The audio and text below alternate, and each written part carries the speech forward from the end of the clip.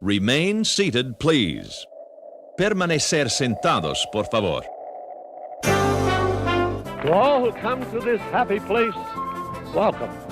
Our largest single-theme land expansion ever. Now we want you to share with us our latest and greatest dream. Matterhorn Matt presents Matterhorn Mondays. Welcome, everybody, to episode 110 of Matterhorn Mondays, coming to you live from the Outpost. I'm your host, Matterhorn Matt. And I'm your substitute host, Jeremy. That feels really weird and wrong to say. Alex is sadly, he's not with us anymore, you guys. He slept in, I don't know. Kind of sounded like he was dead from the way I phrased that. I did not mean that.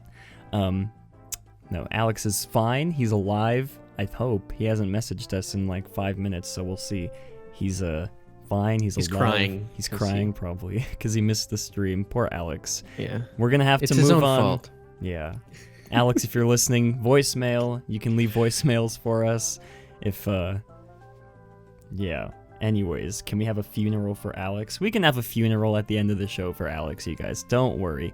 I'll put that on the back burner. I definitely won't forget. But we have a great stream lined up for you guys. Or I guess I always call it a stream. It's more of a podcast than a stream. So I should start calling it a podcast. We got a great podcast planned for you guys. A lot of interesting topics I think you all will most definitely enjoy. Yeah, Alex is not with us today. It's just Jeremy and I, along with all you guys. He does say he'll be home in 55 minutes. If we're still talking, if we're still on, then maybe he can surprise us at the end. Oh, okay. I think we'll be long. I think we'll still be talking. Yeah, we'll be going strong. In 55 minutes. With the help from the listeners and the viewers in chat, we will be chugga down. I don't know what I'm trying to say. We're already off to a great start, but as you guys know, link to the Discord, the Twitters, Instagrams, Patreons are in the description below. Also, if you're watching live and you forget the number to call in, you can do !VM and it'll pop up with the voicemail number for you guys to call and leave a voicemail. And if you're new to the stream, if you guys would like to voice your opinion on any of the topics at hand, leave a voicemail. You can go ahead and dial 575-386-5814. We'll be listening to the voicemails throughout the stream, throughout the episode, throughout the podcast. Forget to call it a podcast. You can also text in, but you know, you guys want to be like the cool kids. Leave a voicemail, you guys. Only Weenie Hut Juniors text in.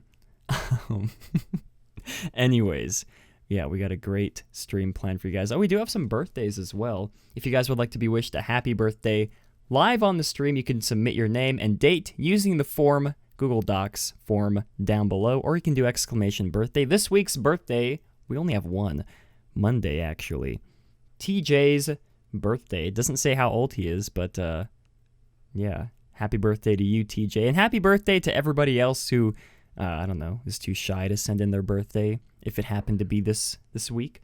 Yeah, I believe that is it for the announcements. And before we get into this week's news from the Peak, you guys, it's your favorite segment. It's everybody's favorite segment. It's time for some Matt Snaps, and I still don't have a theme song for it, but I will eventually. We're switching it up, you guys. We got some mango madness here today. Oh, fancy. It's green screening. You can see through half the bottle. That's kind of awkward. So let's go ahead and pop this. Aw, yeah. Snap. Ooh. That was a good one, I know. We rarely get snaps that good here on the show, but yeah, this was a once-in-a-lifetime opportunity. I'm glad you guys were here to listen to that. Yeah, this is actually the last Snapple I have in the fridge, so I need to buy more, I guess, in time for next week. But we'll pop that on, and then we'll get... Oh, I should preface this by saying my After Effects is not working. I think I need to I'm not gonna say that I pirated After Effects, but I'm also not gonna say that I pirated After Effects. Many years ago I did this, or may not have done this, I should say. And I think I need to redo that process because After Effects is currently down for me, so we're stuck with the old transition graphics for the time being. But I'm glad you guys left a lot of great feedback on the new design of the show, the new aesthetic of the show. We're really happy that you guys dig it. I dig it. I hope Jeremy digs it as well. I love it, man. Yeah, man, I dig it, you know? All right, that was okay. Well, we're going to get into news from the peak anyway, so let's go ahead and... He's just going to keep trolling me like that this whole life. You guys, I'm not going crazy, right? You can hear him going like... Oh my God. He's about to say something. See, that time I wasn't going to say something. I think I was just breathing through my mouth for a second, so... Tisk, tisk, tisk. If Alex were here, he'd call you out on it more than I would, but sadly... Alex, if you're here, leave a voicemail, please. I should say... We do have a voicemail that we'll get into after we get into news from the peak. Yeah, so we'll go ahead and transition to news from the peak, everybody. We now present to you news from the peak.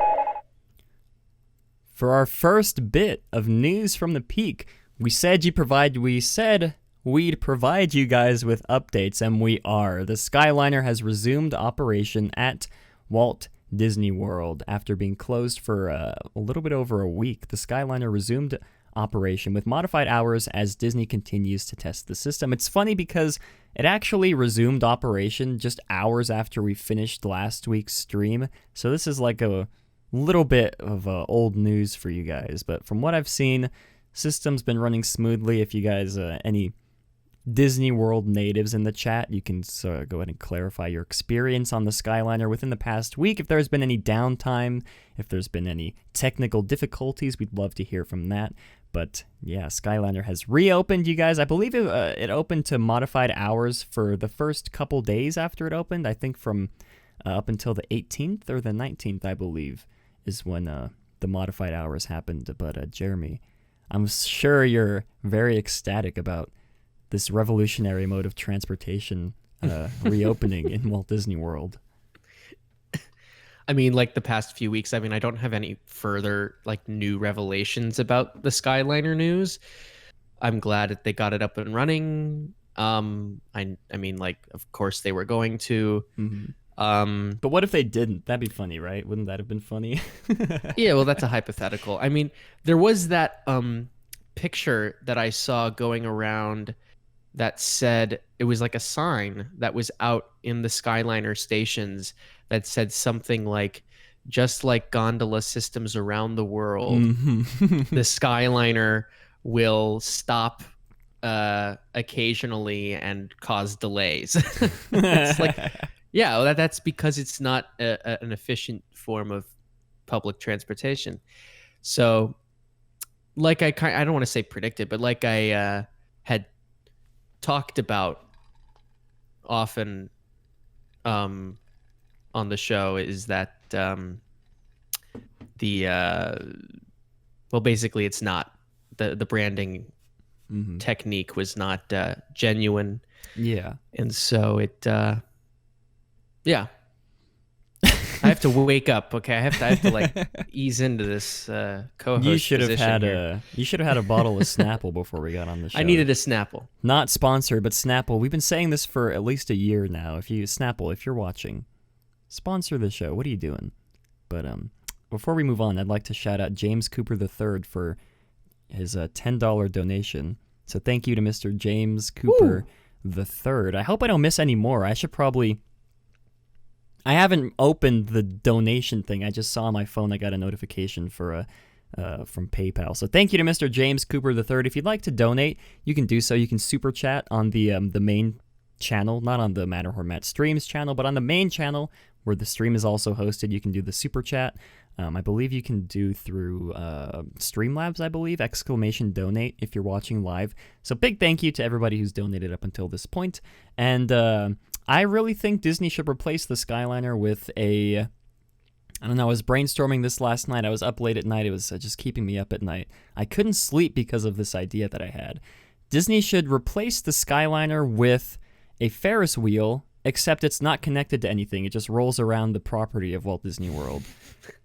It'd be like a ride in two, transportation and a ride. So, a lot of bang for your buck.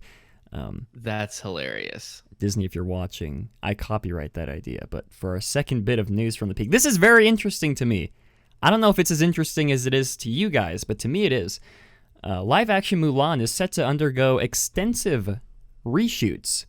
Now, I'm sure you're thinking, oh my gosh, this must be terrible, but I should point out it's normal for movies like this, or I guess just any movie in general, to undergo reshoots.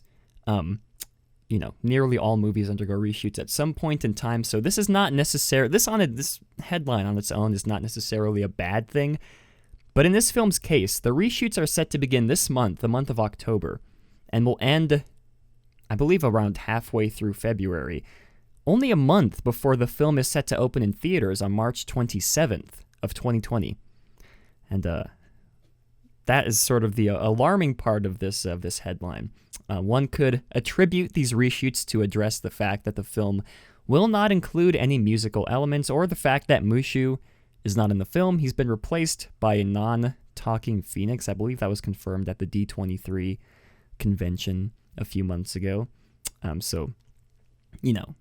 Maybe they're going back to reshoot to add some musical sequences or to add Mushu, but personally, I don't think that's the case. Another controversy. This movie is just full of controversies, you guys. Another controversy could be to address the lead actress. I'm not going to try and pronounce her name. I'm very sorry if she's watching. Yidel Liu. That's the best it's going to get. I'm sorry. She stated that, I don't want to get into politics on this show, but I'm just going to go ahead and state what she said on her. I think this was on Weibo. I think that's like a Chinese social media application. She said, "I support Hong Kong's police. You can beat me up now. What a shame for Hong Kong. Hashtag also support Hong Kong police." So again, very controversial. Not going to get into any politics of the show, but this may or may not have affected some of the reshoots. Again, I don't believe any of these factors are playing into the reshoots. This sort of reminds me of when Solo underwent reshoots to reshoot like almost the entire film. Because 4 months of reshoots, I believe reshoots for films like these are only supposed to last maybe like 4 weeks, 3 or 4 weeks. But for 4 months of reshoots, it's just a controversy, conspiracy theories waiting to happen. Jeremy, what's your conspiracy theory that you'd like to present to us on these extensive Mulan reshoots? I think people are going to be pretty disappointed with what I have to say, but making art is hard. I mean, film is one of the most collaborative art forms next to the theater, and I think today we really assume we really want things like films to be churned out in a very kind of systematic, way that has its own flow, easy flow. But that's not the case. If the filmmakers aren't happy with even a minor detail, they go back and do reshoots. Mm-hmm. Even I know it's so close to opening and there might be issues with the film, but that's still the process of making the film. In the theater, it's not so much the case anymore, but actually it is. There used to be out-of-town tryouts. You would take a play out of town and you would basically rewrite the whole thing weeks before you would open on Broadway. And nobody at the time would be like, "Ooh, actually they would, because it was juicy." The old version of clickbait, basically, it would make for good news. To be like, "Oh, the show is struggling in Philadelphia. Will it close before it even opens on Broadway?" Mm-hmm. And then, the plays would get rewritten and fixed, and then they would open. It's the same thing with films when they do reshoots. It's like the process of making the thing is still going on. As for here's the thing. It's like I don't know how much they're doing, and the film looked promising. Yeah. And I'll still go off of that. It still might be promising. I think her comments about Hong Kong are a little inappropriate. But and I'm sure that's going to affect the market that that Disney really relies on to make billions of dollars back. So that might be why they're scrambling then. They might actually be scrambling then to make it more viable for the American and European markets, because they probably have lost a big chunk of the Asian market with her Hong Kong comments. But, that's all speculation, and we'll find out on March 27th. Wow, that was really well said. Yeah, I do agree. I don't believe any of these reshoots are to address any of these factors that I mentioned. Like we said, reshoots like this, I mean, not this extensive, but reshoots in general are normal for films, for pretty much every movie, I believe, every, tentpole movie. I do agree. This movie, the trailer, got me hooked. I was excited about this movie. I guess we'll see, like Jeremy said, on March 27th of 2020 when this comes out. I would like to know your guys' thoughts on this. I'd like to see some conspiracy theories flowing about the reshoots, the 4 months of reshoots going on in this film. But for our final bit of news from the peak, I'm not going to say I called it, but on the same topic of movies, Maleficent Mistress of Evil, the sequel to the 5-year-old Maleficent film, has grossed $36 million. Oh, that was fun. $36 million, not $36. It's opening. I believe this is not for the opening weekend. I believe this is for just the Thursday and Friday, that possibly Saturday that it did open. So this isn't for the collective weekend box office. This is only around 45% behind the film's predecessor, the original Maleficent, which opened to $69.4 million 5 years ago. 5 years ago, when I read that, I was in awe that the original Maleficent movie came out 5 years ago, and now they're just barely doing a sequel. I could not believe how long it's been. But Jeremy, what are your thoughts on a Maleficent Mistress of Flops only grossing $36 million? It's on its opening. Okay. I didn't even realize the film had opened. That says a lot. That also makes me think Disney usually backs their own horses. Mm-hmm. And I did not really see as much marketing for this film as the other films that we've seen come out recently. I don't know why. But Maleficent is the one that started it all, really. Yeah. When Maleficent came out, all of a sudden, Disney became an addict of some kind and was like, more. Oh, we need. Let's remake this. Let's actually do remakes. I don't have a problem. And now we've arrived at a sequel for the one that started it all. And I have no idea if it's good or not. I really actually haven't been following this movie because I had no idea it came out. And that says it all. I also don't know why my camera's acting weird. Do you see that, Matt? Do you see is my camera acting weird to you? No, it looks fine to me on my end. Oh, okay, great. Okay. I regret saying that. Look like a dummy, Jeremy. Your first co-host appearance, and you're floundering. Just kidding. You're doing That's great. Okay. Alex, please come back. Please, we miss you. I need you, Alex. I need you to bounce ideas off of. I mean, he's on the bus. He can call in and leave a voice, or he can text in. Alex, if you're watching, this is our only time that we're going to advocate for someone to text into the voicemail number, Alex. 575-386-5814. Anyways, it's funny that you mentioned you hadn't seen much marketing for this. Oh my God, my monitor almost just fell. Okay, we're good. That could have been disastrous, you guys. Oh my gosh. Okay. We're good. Anyways, what happened? What did you do? My fourth monitor is mounted. It's not mounted. It's sitting on top of a shelf, and I have my main light source hanging above it, and the cord from the light is too tight. It pushes against the monitor, so occasionally it leans too much forward, and I need to get a new recording studio, you guys. But anyways, It's funny that you I do mentioned too. I that. need to- Yeah, you gotta zoom out your face because we're getting a big close up of Jeremy's wonderful eyes on stream. Anybody see that? Nobody else, just me. Okay. Well, Oh, now, anyways, wait a minute. where was I? It's funny that you mentioned that you hadn't seen much marketing for this film. I have the Walt Disney Studios Twitter account on notifications. The notifications turned on for every time they tweet.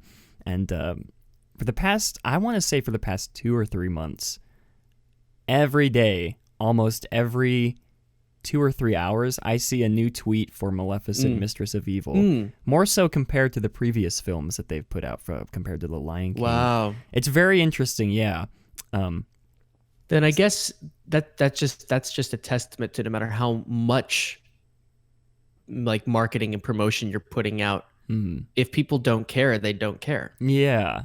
I most certainly do not care about Maleficent, Mistress of Evil. But if anyone here in the chat or watching afterwards has seen the movie, I'd like to know how you think it compares up to the original. I wasn't a big fan of the original, but for all you die-hard Maleficent fans out there, I know there's at least one. What's his face? Jason, who was on the show a few weeks ago, told me he liked the movie. So anybody else who watched it, please let us know how it is. But that is going to wrap up this week's segment of News from the Peak, and we did that in record time. Only 21 minutes till the completion of News from the Peak. It's yeah, but that's because we didn't have Alex to. I know. Maybe I should call him. We should call him. Inspire our thoughts. Yeah, I know. Anyways, well, I'm sure Alex, hopefully, if we drag this out long enough, I believe he only has 30 minutes or so till he gets home, because he said 50 minutes, and that was 20 minutes ago. So I'm going to say give us an ETA. Yeah, okay, perfect. Well, anyways, before we move on... Because the chat wants yeah. me gone. They want Jeremy's head like the... What's her face? They love me when I'm a guest. They hate me when I'm a co-host. Well, I mean, it was the chat that was advocating for Jeremy to become a permanent member of the podcast, and now suddenly they've turned... You're eating your words now, aren't you? Aren't you? Yeah, I know. Daniel Gomez says, do you guys remember Thomas the Tank Engine? Of course. I do. Is there a follow-up to that? I loved just Thomas that? the Tank Engine. I had those I had the little wooden toys that you could build. Yeah, Me too. Those are amazing. I think they had lead. Did you see that? Made with lead paint, so it probably wasn't. Oh, really? Yeah, I think so. Did you see that meme of Thomas the Tank Engine toy train stunts? I think I remember seeing that. It's really cool. That. Yeah, anyways. But that's getting us off topic. But thank you, Daniel. Very off topic. But before we move on to the voicemails, I have a video I'd like to showcase to you guys. I found this on Twitter. Those of you guys who are watching after or before the show have seen this. Why are we showing this? I don't know why we're showing this. This needs to be seen. The entire world needs to see this video. This is in Epcot. I can't quite pinpoint the location in Epcot. Yeah, it's Morocco. Morocco. This is in the Morocco Pavilion in Epcot. The video showcases a young couple sitting on this lovely fountain, and I guess we'll just play I don't know why I'm playing this for you guys, but it needs to be seen. We're just gonna go ahead and play this. Oh wait, I think there's a bad word in there, so I'll mute it. He says a bad word. And he is drinking fountain water. Chlorinated fountain water.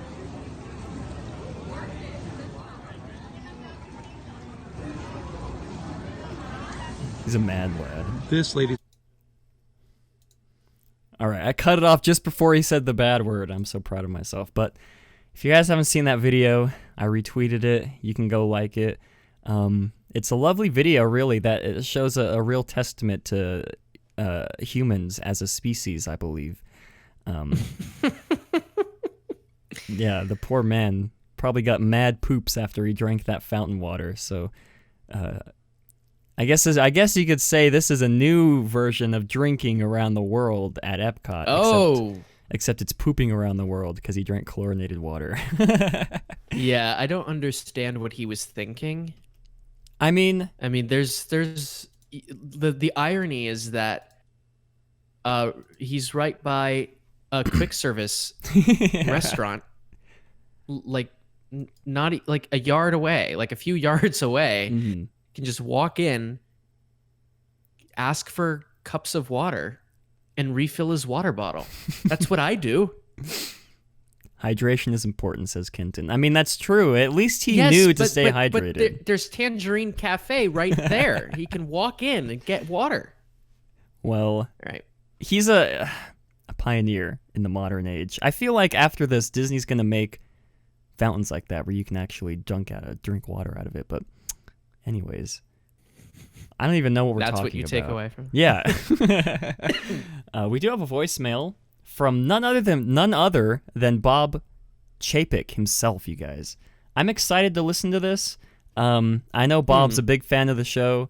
He's been he's called in a few times. He's left a voicemail a few times, along with Bob Iger. So very excited to see what Mr. Chapek has to say about the show. Let's go ahead and listen to this. Hi, Bob Chapek here. A little birdie told me I'm a pretty big deal on Matterhorn Mondays, and I just called in to thank you for your years of support. Other podcasts, such as The Diz, have called for my head for everything I've done to the Disney parks, namely the Skyliner incident, overestimating the success of Galaxy's Edge, fast and cheap improvements in general, calling cast members the entertainment, and that's just a few of what I like to call big wins. But I'm mainly calling to get your thoughts on how Bob can do better. Chapstick out. Chapstick out. Lovely sign off, Bob. We appreciate your call in. We're actually going to be getting Thanks, into Bob. some. Yeah, thank you, Bob. We're going to be getting into some of thank you, that Bob. later in the show. Well, I have the segment title, or the topic titled as Juicy Rumors from Alex that we didn't have time to report on last week, and He'll probably be here in time for that segment. yeah, hopefully he'll be here in time for that segment because he does have more background that will information. Get into Bob. But as a brief answer to that question, I think we share every week. Something relates to, not just because we like talking about Bob Chapek, but because when you talk about stuff that's going on in the parks, you are in effect talking about how Bob Chapek can do better. Mm-hmm. But we'll get into that probably. Exactly. More. Yeah, well, I'm very excited to get into that topic. Like I said, juicy rumors from Alex that we didn't have time to report on last week. I'm sure you guys, my camera turned off. I'm sure you guys remember that. But before we get into any of our other topics, I'd like to give a rundown of what we're going to be talking about today. First topic, Galaxy's Edge changes. It's not what you think it is. Don't worry. Or it could be what you think it is. Do worry. Second, we're going to address the voicemail that Redmond left in the last episode that we did not have time to touch on, with some new developments, actually, in regards to that, the context I know. of that voicemail. That worked out perfectly. I know. Perfect. That literally to the day. I'm excited about this. It's still relevant. Great. And then finally, for our final topic, hopefully Alex will be back in time for this. If not, it's fine. Juicy rumors that Alex provided to us, like I said, that we didn't have time to report on last week in regards to the Matterhorn, as well as talking about Mr. Bob Chapek himself. But before we move into any of those other topics, let's go ahead and get into our first of the day. Docking Bay 7 has removed the Star Wars-themed names from its menu items. Now, this appears to only be in effect at the Walt Disney World version of the land. To my knowledge, that's just the last I saw. Could be changed up until this point. Items such as smoked Kadu ribs and Felucian garden spread have been quote-unquote dumbed down, as you can see here on screen. This is the new menu that Disney provides guests online, and I believe in the restaurant as well.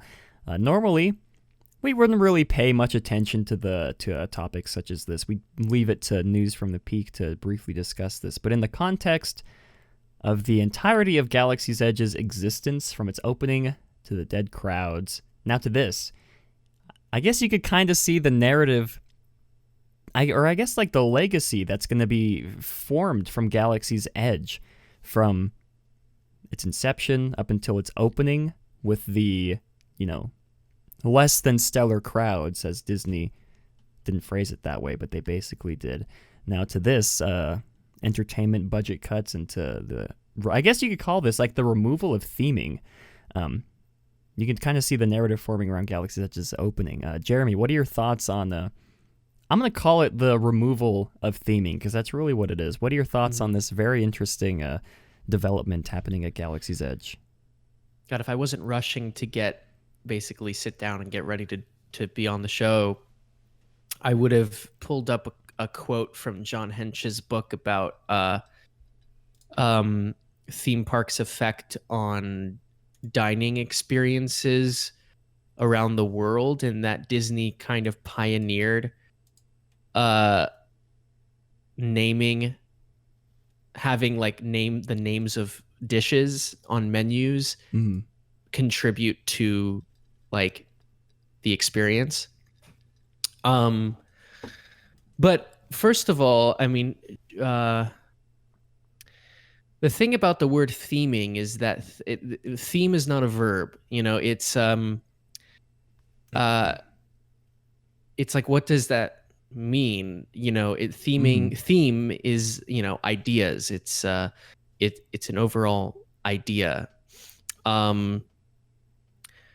Listen, I don't listen. If they want to take away the names of the Star Warsy names, I don't know why they did, but I don't know. I don't have a strong opinion about it. I mean, it's an interesting choice. It's a nuanced choice. I don't really know why they would have done that, though. It's does it really take away from the experience of Galaxy's Edge, though? I mean, that's the question I have. Really. I mean, I don't think it does, personally. It's just, you know, one of those small... But you know how the internet blows up this kind of thing, especially in regards to Star Wars like this. Yeah. To me, it's just the way the internet has reacted to it. It's like, at this point, every tiny thing that happens with Galaxy's Edge is somehow proof of its failure. It doesn't make sense to me. If you want to talk about, interesting, you know, Disney used to, you know, even the names of dishes or the types of dishes served contribute to the overall ideas presented in a particular land. But no, the critique is like, they got rid of the Star Warsy names. Overall proof that Galaxy's Edge was a failure. I think that's the wrong narrative angle to go with it, and it's a very self-serving narrative angle. Yeah, and it is interesting. I feel like if this happened in any other land, or even if this happened to Universal with the Harry Potter, I know they do like butterbeer or something, but I think that was already established in like the films or the books. I'm not... Right. Yeah. Okay.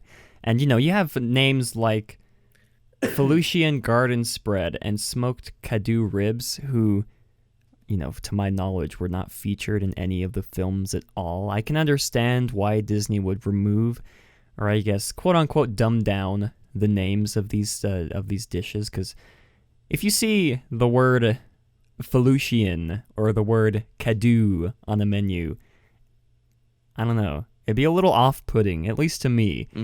Because, you know, what the heck is a Cadu? Am I going to be eating giraffe ribs? What is that? That's sort of the mindset that it puts you in.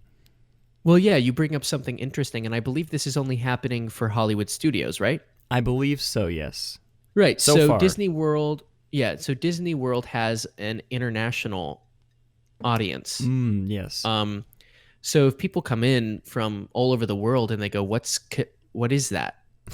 I guess there needs to be a clearer way to communicate, because there's a language barrier then. You know, you can be playful with language in menu items in Anaheim because it's mostly locals, mostly going to be California locals. But in Florida, it's like, you know, people from all over the world. So you have to be really clear, especially when it comes to food, because that's a necessity. But I did like the previous names, and hopefully they stay in Disneyland. But I'm sure that's the reason. I'm sure it's just a language barrier thing, and it was hard to communicate what things were to international guests. Yeah, I guess that's a good point. I hadn't thought of that. I guess we'll see, though. I don't know. Like we mentioned, it's interesting to see this sort of narrative forming around Galaxy's Edge, just because the whole Star Wars I hate the word fandom, but I guess that's the only word I can Me use too. to describe it. The Star Wars fandom is in shambles, you guys. The Last Jedi divided the Star Wars fandom, I guess is what you could say. I'm being sarcastic. I'm trying to, but it's I'm glad you understood. I'm sure some people took that seriously, but you guys know what I'm trying to say. If you've been on Twitter or if you've been on literally any other social media website looking at Star Wars discussions, you can obviously tell there's a big, I guess you could call it a rift in the fan base. I don't want to say it's The Last Jedi's fault. I'm not confirming or denying that. You can come to your own conclusions, make your own assumptions, but it's very obvious to tell that there are some people out there who just want Star Wars to fail, anything Star Wars to fail. You can see it. You could see it before The Last Jedi came out, before this new Rise of Skywalker movie is going to come out. Even the context of Galaxy's Edge, because before all this started going down within the Star Wars fan base is a better word than fandom. Before the Star Wars fan base, people were excited for Galaxy's Edge. I mean, I'm still excited for Galaxy's Edge. I was open first was announced. I was excited when it first opened as well. But then sort of that shift came in, and it's very interesting to sort of just take a step back and look at this in the context of, yeah, this is a theme park land, but it still has the Star Wars name attached to it. And a lot of the people, I'm sure if you search YouTube videos, Galaxy's Edge's failure, you're going to come up with a lot of very interesting, and I mean this, very, very interesting videos, you guys. I've watched a few of them. And they're not from people who understand the theme park industry. Exactly. Yeah, it's very interesting to see this sort of narrative form around, I don't know, it's almost like Galaxy's Edge was caught in the crossfire of this war of Star Wars fans divided over the films. And I just feel so bad because I'm sure I haven't been to Galaxy's Edge yet. I'm going to be going in December for the first time to experience it. Very excited, but I'm sure it's a great land. Alex has given a lot of praise to Galaxy's Edge, which is, that's like a gold tier praise if Alex is praising your land, your attractions. Of course, there's some negatives he's detailed, but overall, his opinion on Galaxy's Edge has been positive. A lot of people I know, their opinion's been positive, but it's just, it's just very interesting. Like I said, Galaxy's Edge was just caught in the crossfire of the Star Wars name branding. And I guess you can sort of question some of the decisions, playing devil's advocate, that Disney made, from setting it in the new trilogy, not having Darth Vader be walk around instead of Kylo Ren, opening the land with only one attraction, and the rest is just paid experiences from the Star Wars or the lightsaber building. You can, of course, rail Disney on those for, however long you want, but those just play into the bigger narrative of the Star Wars branding attached to Galaxy's Edge, just destroying the land almost, I feel like. I feel so bad for Galaxy's Edge and for, I don't know if you were saying this, I feel bad for Iger for, doing this. I mean, of course, it wasn't all Iger's doing, but I just feel so bad for Galaxy's Edge, you guys. That's all I'm trying to say. It deserves better, in my opinion. I agree, and I actually will give Disney this. They built a land, whether or not it works in the overall Disneyland experience or not, I have yet to experience that for myself. But they created a land that was for theme park fans.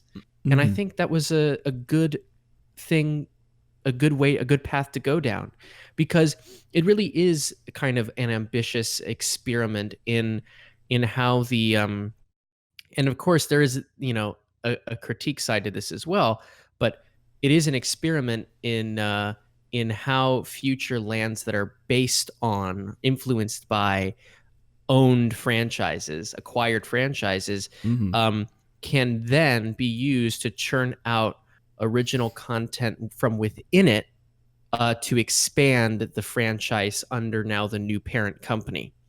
Now, basically what that sounds like is Galaxy's Edge. I mean, is an immersive, creative, corporate branding strategy. And I think that in itself is a basis of the critique of the theme park industry today in general. So it's interesting. It's like Galaxy's Edge is good in its kind of out of context, and I do also appreciate that. I mean, it's pretty ambitious, you know, to build something, to build something like that, as a way of expanding a brand. But you know, I still critique the intent of that to begin with. It's like, yeah, that's not why you should build a land in the first place. But it is ambitious, and they made it for theme park people, and I'm excited to see Rise of the Resistance. I hope it's not overhyped. You know? Yeah, I don't know. I'd love to hear you guys' thoughts on this topic, because to me, like I said, this may not seem like a big piece of news to bring to you guys, but like I said, in the context of everything that's been happening, not just with Galaxy's Edge, but with Star Wars as a whole, it's interesting to just take a step back, take a good look at everything that's been going on. And this just sort of, I guess you could say, this adds to the fuel of people. Those YouTube videos, there's going to be even more of them. Galaxy's Edge is a failure. Proof. This is going to be their proof, you guys. It's very interesting. But Jeremy did bring up a good point at the beginning. This is most likely done in Walt Disney World because of the language barriers. I didn't think of that because I'm a dummy when I first read this article. So it'll be interesting to see if this does transition over to California's Galaxy's Edge. But I feel like sometime in December, we have to do a big collective topic on all our thoughts on Galaxy's Edge once all three of us have actually had time to spend time in the land. I'm very excited. I don't know. I'm nervous as well, but I'll like it. I'm sure I will. Hopefully. I don't know. You never know, but yeah, I believe that is it for this topic. Again, love to hear your guys' thoughts on this. Moving on to our second topic of the day. This is some juicy stuff, you guys. This is going to address... I don't know if I'm ready. I know. I don't know if I'm ready either, but this is to address Redmond's voicemail that he left last week. We'll go ahead and play that for you guys in case you forgot what the voicemail entailed. So let's go ahead and play that here.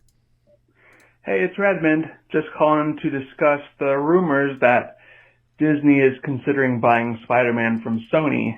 And do you think Sony would ever sell?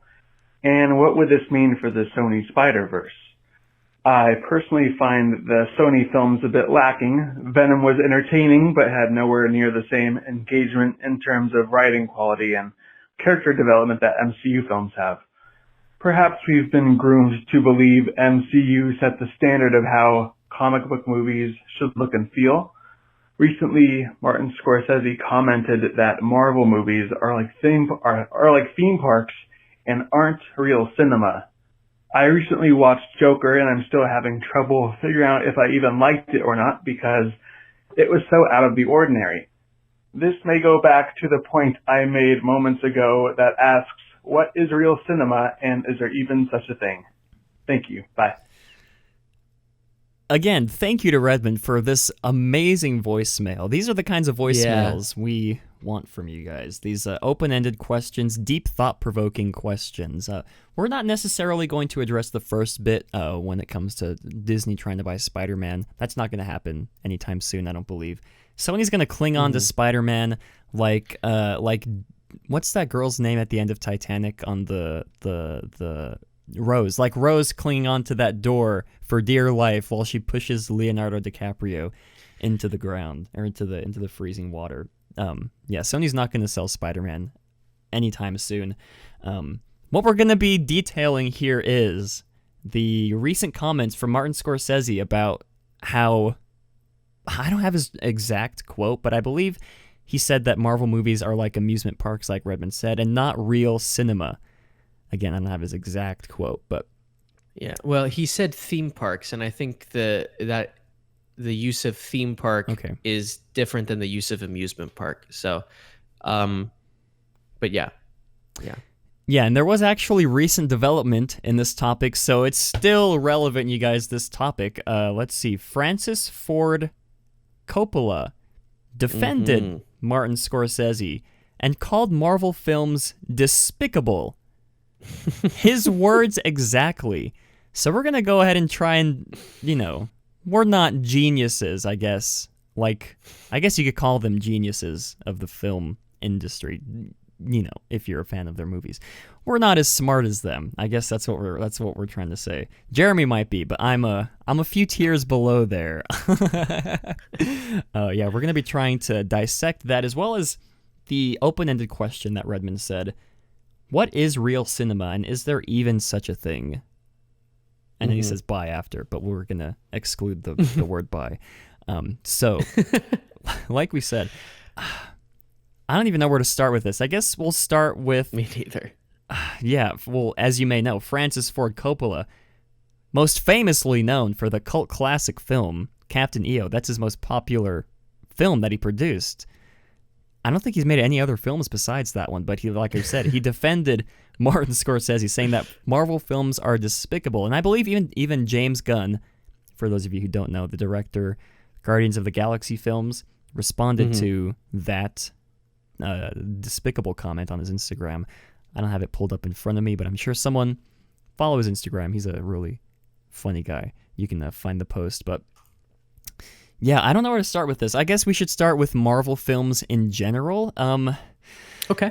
So I don't know. It's again, I don't know where to start with this. I'm assuming he's talking about modern Marvel films, not like the old X-Men films of the 90s and the 2000s, modern MCU films. I think this is really the first big name director that I've seen that is almost like an open opposition of these Marvel films. Now, granted, Marvel films, if you're not a Marvel fan, that's totally cool. Me, myself, and I am a huge Marvel fan. I love the films. I'm a big comic book person. I love superheroes. Again, if you're not a fan of Marvel, that's totally cool. But the way they addressed these movies, especially Francis saying they're despicable, I really don't see where he's coming from with that phrasing. Because sure, these Marvel films, I guess most people call them like popcorn flicks. There's not really much plot depth to them. It's a lot of punching and action stuff, but it's a very interesting in the context of Endgame coming out just a few months ago, wrapping up Phase 4, the entirety, I guess, of the Marvel Cinematic Universe. Moving on after that, I don't know. We'll move to Jeremy because I'm sure he's itching to say some stuff. So, what are your thoughts on these lovely comments? I'm trying to organize my thoughts, but I'm sure more will come up. I wish we had Alex for this, but he might be joining us in a few minutes. We'll see. Alex. It's tough. I think the best place to start. Listen, I enjoy most of the Marvel films. Some of them, I'm like, I don't know why people thought this was a good one. The Avengers movies, I thought most of them were great. I really enjoyed Endgame. I loved the first Iron Man, the first Captain America. I loved all of the Captain America movies, actually. I think those are the best ones of the MCU. I really enjoyed Black Panther.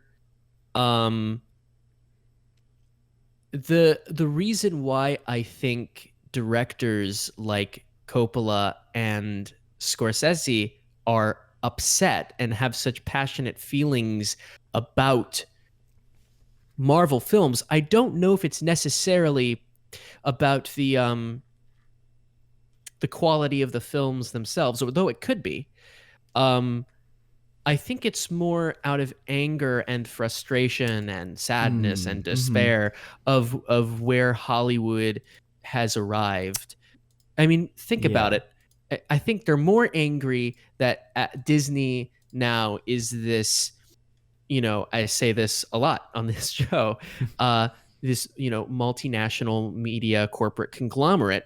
And those are the industry, like those are the companies, the types of companies that are controlling Hollywood. When people of Scorsese and Coppola's generation came into film and came into prominence, because they were the first generation to truly be free from the sometimes artistically oppressive studio system. Although the studio system did produce genre-defining directors that people like Scorsese and Coppola were heavily inspired by. But I think they're more upset about the lack of freedom for there to be the next Scorsese or the next Coppola or the next Stanley Kubrick.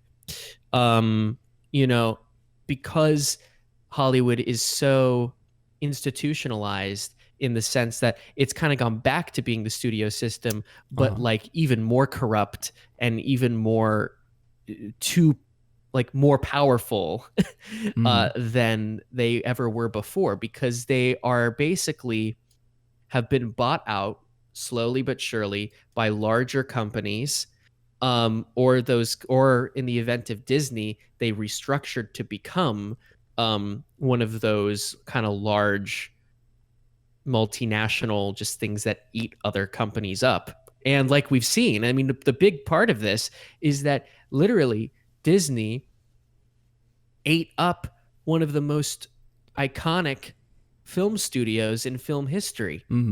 So I think their anger is coming from a place of that is what is of who is controlling Hollywood, as opposed to I saw Captain America and I don't like it. And as for the theme, now what's interesting is the theme park comment. Now I kind of think that I dismiss that comment because I understand where he's coming from, especially where the theme park industry is today.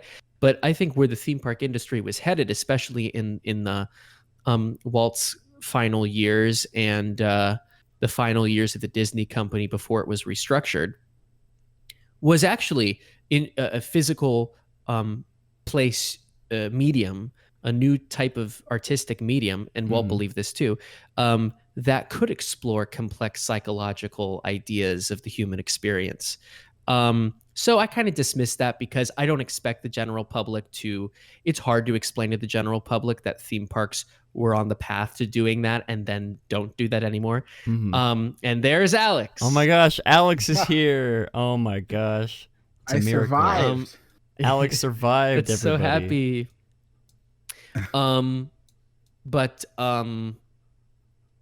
yeah, so I kind of I dismissed the theme park comment because it's hard to explain to the general public why theme parks can be and were a great artistic medium, because I mean where theme parks are today, I mean there's just kind of no going back or forward with it. So I understand why those comments exist. They are basically the same as amusement parks now. So I get it. So those are my initial thoughts about those comments. Yeah, Alex, we are talking about hi. We are talking about let's see, Martin Scorsese saying that Marvel movies are like theme parks was the quote, correct? I have amusement parks written down, so I might have just gotten it wrong. The quote is theme parks. Theme parks, okay. Saying that Marvel movies are like theme parks and not real cinema. And actually, just recently, Francis Ford Coppola, most famously known for the cult classic film Captain EO, the only film he's ever made, defended Martin, saying that Marvel films are despicable. And we're trying to dissect that, as well as Redmond, the voicemail that he left last week, saying, where is it? I have it here. What is real cinema, and is there even such a thing? So that's basically where we are in the discussion. Alex joined right at the beginning. So just right off the bat, Alex, what are your thoughts on Martin Scorsese saying that Marvel films are not real cinema, as well as Francis Ford Coppola saying that Marvel films are despicable? I would have to say I would have to agree with both of them, but it's really difficult because there is one key factor that is, defensible, which is that, art is kind of in the eye of the beholder, and, what is considered artistic is really up to each individual. Now, the thing is that while that in itself is a valid point, I think for defending Marvel and the movies that they make and stuff, personally, the reason why I agree with them is that,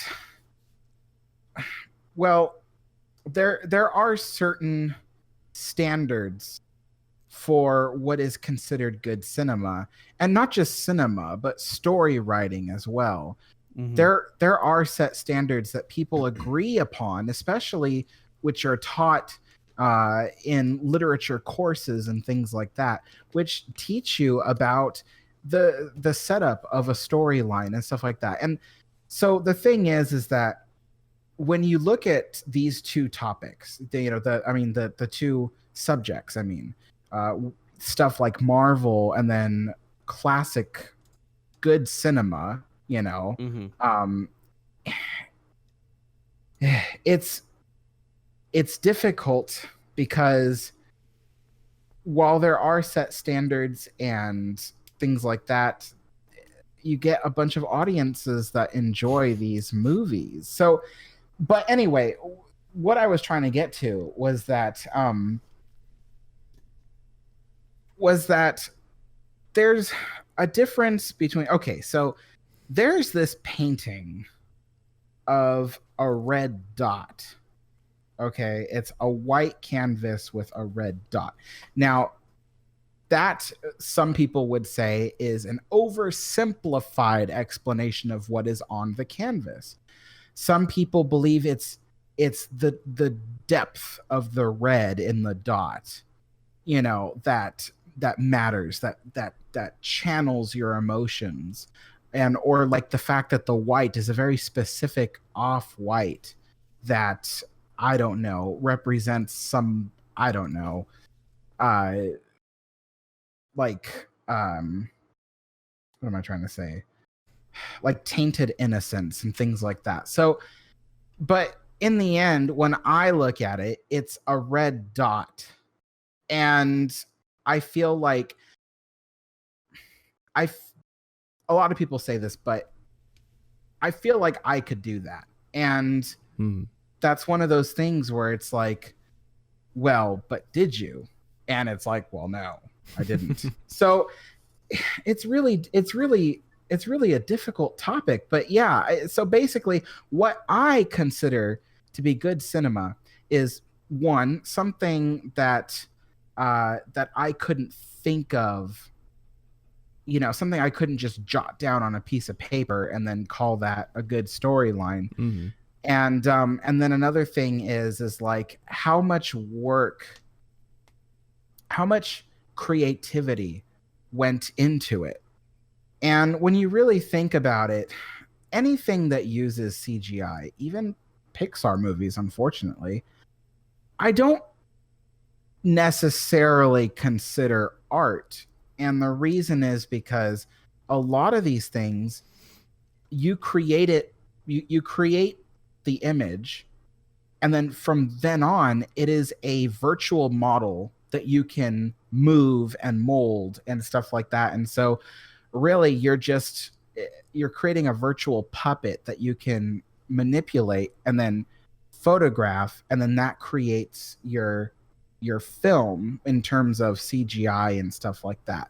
So, but practical effects take a lot more creativity. If things go wrong, you have to completely redo everything.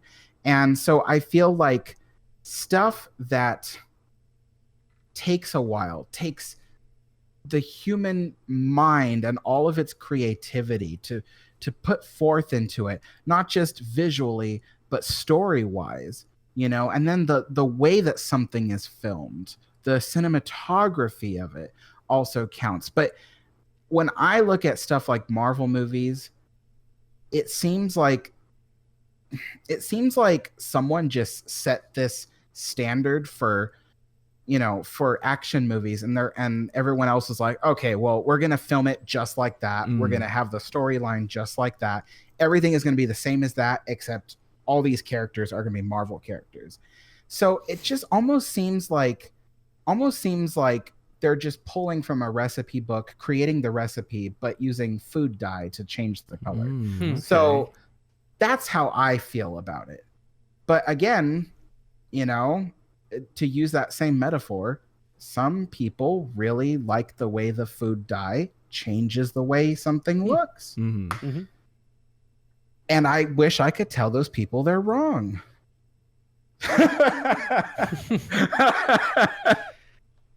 You do, though. Yeah, I do. I really do. But yeah, so that's I didn't mean to like go off on this tangent there. No, this is exactly what I think we want to talk about. So that's Alex is back, everybody.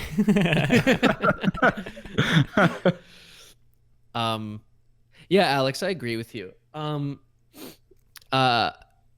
It's there's a lot of talk in the chat right now about maybe Martin Scorsese and these old school directors are just grumpy about Hollywood changing and evolving. And like I said before, I think it's like the movies, if like directors and the cinema artists were spearheading the new direction of Hollywood, I would agree with that. But it's not. It's these large corporations that control Hollywood now. And now there's even this battle of big tech or big entertainment controlling the Hollywood. So it's like it's an interesting time for movies, and I understand why directors like Scorsese would be upset about the direction of Hollywood. It's not the direction of where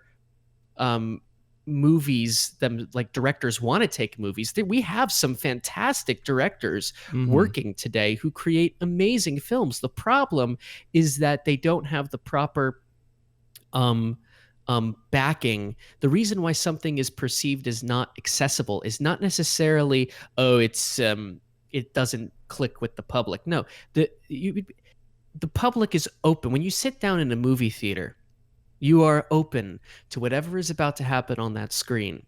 And when you have an environment in Hollywood that celebrates and fosters and actively backs and puts out movies from newer directors who have a specific vision, who have a specific voice, who have an idea of how to change something or play with something in the form, audiences will take to that. I mean, like they just will. I mean, you don't get The Godfather, which is artistic, masterwork from Coppola, by being it is okay, not the third one, but the first two are pretty great. But I'm speaking in terms of what is considered like great cinema in the history of cinema. The Godfather is usually high up on people's lists. I've never seen The Godfather. You should. It's good. Or even when I talk about Scorsese, Taxi Driver is a great film. Raging Bull is one of my favorite Scorsese films. But these are films that are about complex people that are filmed beautifully, and people take to them when you put them out there. When you have distribution that backs these films and puts them out there and is able to hit theaters across the country, that's a good thing. Now the people will take to it, and people will see it, and people will talk about it, and it will be popular. The problem today is that you get what's considered art house films, but I hate these kinds of labels. You get these films made by directors who are good at their craft and want to share their craft, and they only get released in Los Angeles and New York. Yeah. Because big companies like Disney control what theaters can show movies. Yes. Like there was a whole big deal and that happened to Tarantino. Yeah, I was just gonna say that. When The Hateful Eight came out, because he was doing this ambitious roadshow version of the show, which had an overture and an intermission, and it was projected in 70 millimeter. It was really something to see, even if the movie wasn't his best. But it was an event, and it was a reminder of how going to the movies can be this spectacular event, and you can see an interesting story, whether or not it's a perfect film or not. And he was really excited about it being screened at the Dome in Los Angeles, which is an iconic theater for widescreen presentations. Basically, it's like it used to be a big deal if your movie played there because it was an event. And Disney, through some like contractual loophole, basically like not blackmailed, but like threatened ArcLight Cinemas, which controls the Dome Theater now, Circarama or whatever, and said like, if you show this film during the holiday season when it came out, we will pull your our contract, and you will not be able to show Star Wars: The Force Awakens at your theaters, and because they wanted to play the Dome during the holiday season, and that made Tarantino, who is a great example. He's like a modern day Scorsese working in film today, and is one of the most popular directors working today. Everybody loves his films. His films make billions of dollars, and they're not Marvel films. They are sophisticated, complex, psychological, great cinema. So that's my point. It's like a company like Disney should not be so powerful as to limit a great voice in cinema to play one of the best venues in cinema in the country. You know, and there's just like the good films that are being produced can't be seen by people. So of course people don't think they're popular because nobody can see them. Yeah, you know, I think there's the fact. I mean, I want everyone watching this to know there is no doubt about it that the biggest movie companies such as Disney control this movie market and who watches these movies, including the people who rate the movies, the people who rate the movies, or not rate, but like they say whether it's, you know, G-rated, PG, R, all that. Right. Yeah. Like I think like there's 9 people, and like 4 or 5 of the 9 are from Disney, but nobody knows who they are. So, you know, so these big companies, you know, control Hollywood and cinema the way that they really shouldn't. And then, so there's that. So even the artistic movies can't get to your local theater because of this control. But then the other thing that really makes me really mad is in the old days, most directors, they understood that making a movie was a team effort. That if you want to create a work of art, you need people who are specialists in these different art forms to come together and make a movie. So therefore, a director would hire a writer, because the director would say, I know what I want. I want a story about, I don't know, let's say an alien, right? And then they go, but I'm not a writer, so I can't make it thrilling and amazing. So I'm going to hire a writer to write this amazing script. And that's what they used to do. And even a writing team too. And then, you know, and then they would hire a cinematographer, because they know what shots they want, but they don't know how to achieve it. So they hire a cinematographer. So this goes on and on and on. Well, if you look at most movies on big screens nowadays, and you look at the credits, you'll notice that the director, his name is under almost every one of those different titles.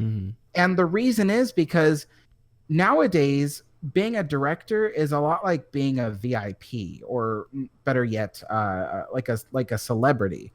It's like it's about making this movie all theirs, you know, 100%, no one else's.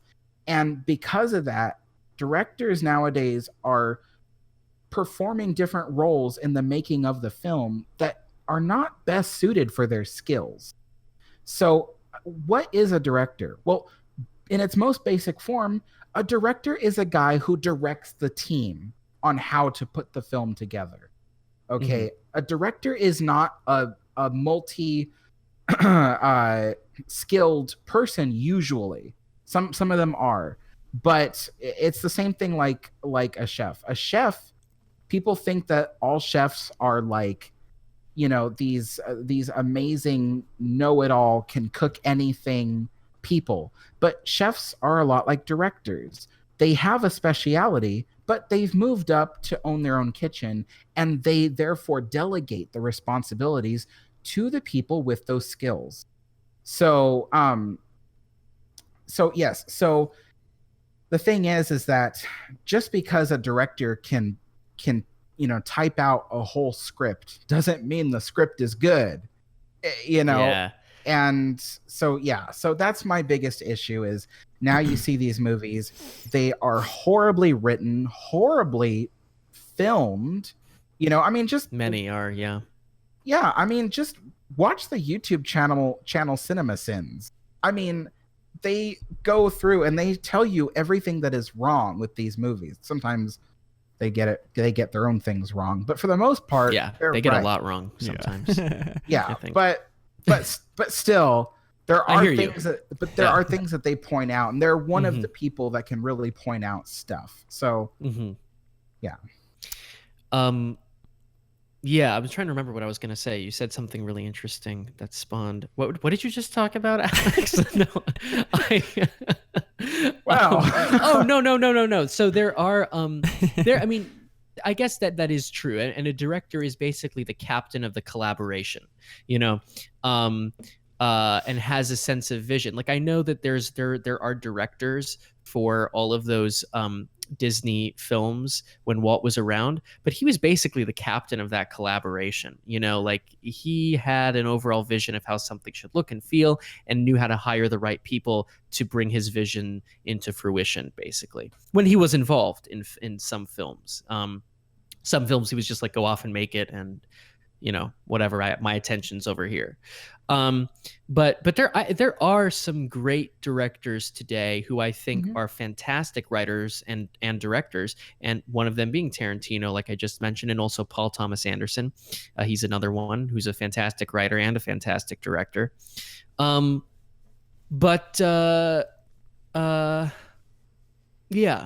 I basically agree. And yeah, I think the issue is, going back to just the issue is accessibility, not in terms of accessibility has nothing to do with content. Oh, I found that movie not accessible because I didn't relate to it. No, I think people actually want to experience things when they see a play or they see a film that are outside of who they are. But you know what? Understand then who they are that they didn't realize before, But it's about getting the movies out there in every theater across the country, not in 2 cities. But Jeremy, there's another issue at hand here, which is that because these large film companies are deciding for us what we're going to watch, they have trained people's minds to like certain things about movies. It's true. And because of that, when I try to show my friends like a really awesome, like independent film, they can't sit through it. They're like, oh, this is boring. This is, whatever. There's no action. There's no movement. The and punching? It's like, where's the punch? Thing to say. And I'm like, trying to tell them, like, it's not about that. Like, look at the way that they filmed this field of flowers. Like, there was a whole lot of thinking that went behind this shot. Or look at this storyline and how, it shows the real conflict within this character. Disney and these other companies are training people to not look for the depth in the movie, because depth costs money and time. Depth, believe it or not, is more expensive than an action sequence. And why is that? Well, because audiences love explosions. And when people don't come to when people decide not to watch a movie because they don't see any explosions happening, then that sequence that took you forever to write and forever to film and put all that detail in just cost you a ton of money for no reason. Mm-hmm. So for Ethan, who just joined us, and I guess for anybody who's just joining us, we're not really talking about any movie in specific. We're addressing Martin Scorsese's comments and Francis Ford Coppola's comments on Marvel movies, calling them not real cinema and calling them despicable, as well as we're referring back to Redmond's voicemail that he left last week about what is real cinema and is there even such a thing. Yeah, so Ethan, for those of you guys who just joined us, I'd like to circle back a bit to the original, because Redmond mentions the movie Joker, and I feel like this here is a great example of the complete opposite of modern Marvel movies, because when you think of Marvel movies, you'd think, of course you think Avengers, you think punching, explosions, at least a good half hour of just fight scenes. I'm not, again, I love Marvel movies to death. I love the characters. That's just me, though. I grew up a big fan of comic books, comic book heroes, superheroes, all that. A lot of people are not necessarily big fans of comic books, superheroes, punching explosions in their movies. And when I went to see Joker, I don't know what I initially expected going into it, but you come out of Joker, like I said, it's like an anti-Marvel movie, and it's so weird because DC set out just a few years ago trying to copy Marvel, their cinematic universe with Superman, with Batman v Superman, Justice League, all those movies. They tried to copy what Marvel did, and now here with Joker, they're doing their own thing. They're doing a deep character study into the character of Joker. I forget his name in the movie, but they're a deep character study, and I'm not trying to put him on the spot or anything, but I went to see Joker with my dad, and he was not a big fan of the movie, and I don't know if that's telling to what what you guys have been discussing here. Just kidding. Sorry, Dad. I think he's watching. But yeah, Joker, like I said, Joker's like an anti-Marvel movie, and it's so weird for me at least, to see this sort of flip happening. I read an article the other day about how Joker is about to become the #1 highest grossing rated R movie of all time. I believe Deadpool, I think, was the reigning champion. I could be wrong. But it's interesting when you go back and focus on that big business aspect of Disney, Marvel, Disney buying Marvel, Disney pushing these Marvel films. At least you guys, we get like 3 Marvel movies a year, and like I said, DC's been trying to copy Marvel's formula for years, and now they go out, do their own thing, hire this competent director. That was a really weird way to phrase that. I'm not trying to say that Marvel films don't have competent directors. I mean, you guys know what I'm trying to say. They hire this amazing director who has a set vision on what he wants his movie to be. He doesn't want his movie to have explosions in it, punching. I believe there's only a handful of punches thrown in the entire movie. But it's interesting to see, like I said, that sort of shift in dynamic where DC is now doing these deeper character study films, sort of like the way Martin Scorsese and Francis Ford Coppola, are I guess advocating for these smaller tentpole films who, don't necessarily get the recognition that these billion-dollar Marvel franchise movies get. In fact, the Joker includes many deliberate callbacks and influences to Scorsese films. Yeah, King of Comedy and Taxi Driver. But now this kind of makes me think about another conversation, which is about how to adapt comic books into films. Yeah, and I was thinking the first step in that is understanding the essence of your source material, understanding what your superhero is fighting for, that you're adapting, and represents what it represented at the time that it was made. Why was this particular superhero created? So comic books were more socially aware than I think we like to give them credit for today. But they did arise for a social purpose.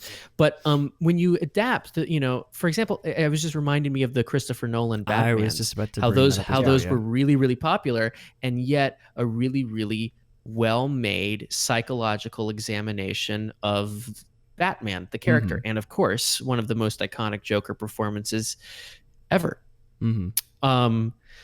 Now, but here's the thing. Here's where DC messed up. Okay. Is that with Batman, it is an avenue to explore a more darker edge to the superhero genre. That is what has made Batman one of the most interesting superheroes in general.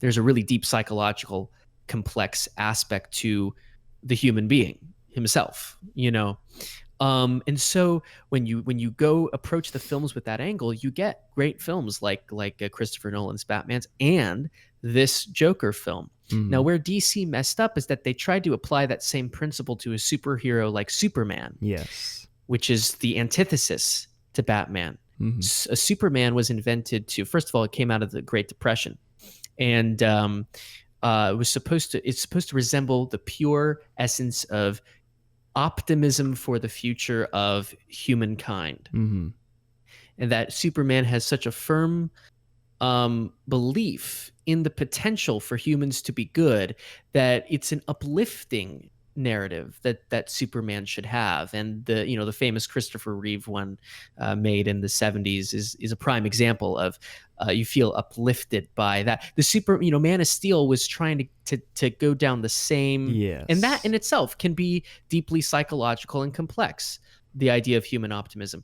But Man of Steel tried to make Superman as like angsty and like depressed and like deep and troubled like Batman, and it didn't do it. And that's not how you adapt that comic. It's just, you have to understand your source material. I do think, someone's saying, Kenton Morrison saying they got Wonder Woman right. I think they understood now that you have to understand the essence of the superhero, and Wonder Woman does do kind of the same thing as Superman, but I don't think it was necessarily a great film. Then you have to add in the other aspects of good filmmaking, which is like good writing, good cinematography, good acting. It's a collaborative animal. But I think that's why DC messed up. They just didn't understand the tone of the source material. Sorry, Alex. I feel like we always tout these Christopher Nolan Batman movies as the shift in superhero movies. That's sort of the turn that every other studio, Marvel included, copying the down-to-earth, gritty, what if these heroes existed in our real life? That's sort of the narrative that Marvel's adapted throughout their entire cinematic universe. So it's interesting to look at it like that, The Dark Knight, those Batman movies being that shift in superhero cinema. And now here we see Joker, which is, I feel like, in my opinion, is that same sort of shift that could be happening. Maybe not to Marvel, but to DC at least. A new sort of rebirth into superhero movies. That isn't just 1,000 hours of explosions and punching. It could be deep character studies into a flawed character that you still, have you still relate to. And I really do feel like, since that article I saw on Twitter the other day about this movie about to become the highest grossing rated R movie of all time, I feel like this is that sort of shift that not just DC, but I feel like superhero movies in general. I don't know, it just felt like such a fresh movie compared to all the other Marvel movies that have been out. Granted, I love Endgame, I loved Spider-Man, but it's just something different that I feel like could be explored into other future films of different characters, and I hope DC does a good job going forward. They'd have to start over. Like I said, they really messed up with Superman and Batman recently. Yeah, or we can move on. You know, we've had a steady stream of superhero adaptations. We can approach them again in 20 years. Mm-hmm. Let's make these big companies, if they're going to be the ones controlling Hollywood, back the truly new voices in cinema. Mm-hmm. Yeah, I feel like I say, oh, go ahead, Alex. I was gonna say, I think that movie companies like Disney need to go back to producing original stuff. Oh yeah. Because I'm getting really tired of just seeing only redos and reboots of things. It's like those, you know, a lot of these movies that they're redoing and rebooting were great movies, but I mean, they were great movies. If I want to see that, I'll go back and see that great movie. But right, you know, we need some new stuff. You know, it's like I feel like everything's getting stale and stagnant, especially with Disney movies. Yeah, it's like Pixar's the only people producing new stuff, and even then, they still have a lot of movies, a lot of reboots or sequels on the way. Well, an empire can only get so big before everything starts to stagnate and then fall apart. You know, that's time tested, and of course that includes our empires of today are these large corporations. They get so big that they lose their identity completely, and they become these very stale, stagnant. Here's the thing. It's not Disney making the Marvel movies. It's Marvel Studios making the Marvel movies. It's Pixar making the Pixar movies. You know, it's Lucasfilms making the Star Wars movies. Disney's just the big parent company that takes in all the profits. They're not. And so because of that, they aren't Disney. And that's proof by the fact that what they make it house made are just remakes of stuff that they've made in the past, because they're spread out way too thin in terms of the film industry and the entertainment industry and all industries eventually, bro. That they can't make the next Beauty and the Beast as in like a great masterwork of animation. You know, it might be why there's some contention between Disney and Sony in terms of Spider-Man, to kind of address that, because I agree. Yeah, the Sony Spider-Mans haven't been at the level of the Marvel Spider-Mans, which are Disney owned. I kind of am trying not to be like the Disney Spider-Mans, because Disney's just the parent company. Marvel Studios is making the movie. So, I mean, with the investment and the backing of Disney, obviously, but I think Disney's a little scared that, and I think Sony's really proud of Spider-Verse, Into the Spider-Verse. Yeah. As a milestone in modern animation. And that should scare Disney if that's what they claim to still specialize in.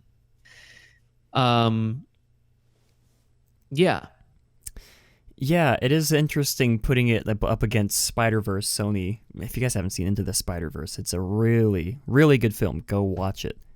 I wouldn't normally support or give people directions to support Sony movies, but Into the Spider-Verse is really good. But I feel like that's a good place to go ahead and close off here. We do have a few voicemails that we got to get to about this topic. Let's see. This is from T-Will, I believe, so let's go ahead and give this VM a listen here. It's a 2-minute and 20-second long voicemail, so buckle up, you guys. So in regards to Martin Scorsese and Francis Ford Coppola's critique of the Marvel movies, I understand really where they're coming from, because these men have made a lot of impactful cinema. Scorsese made Cape Fear, Taxi Driver, Goodfellas, Wolf of Wall Street. Francis Ford Coppola did Godfather, Apocalypse Now, wrote the movie Patton. So these men really do understand cinema, and it's a different perspective. Their idea of cinema is completely different from what Marvel's doing. Marvel is kind of more on that entertainment level. Well, it's interesting. I don't exactly know how to exactly phrase it, but it's ultimately, while I disagree with them on a few aspects of it, like I don't think they're despicable, like Coppola says. I think they're entertaining and can provide some meaningful moments. I do get where they're going from, because their idea of cinema is different from what Marvel kind of sets out to do. They're not, neither one is bad. It's that they're different. I still like the Marvel movies.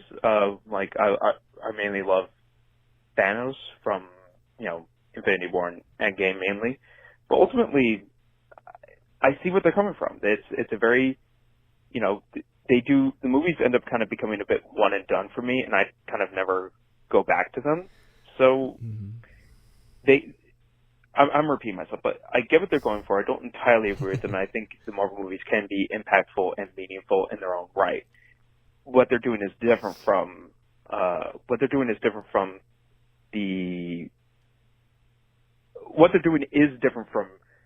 Scorsese and Coppola, but ultimately,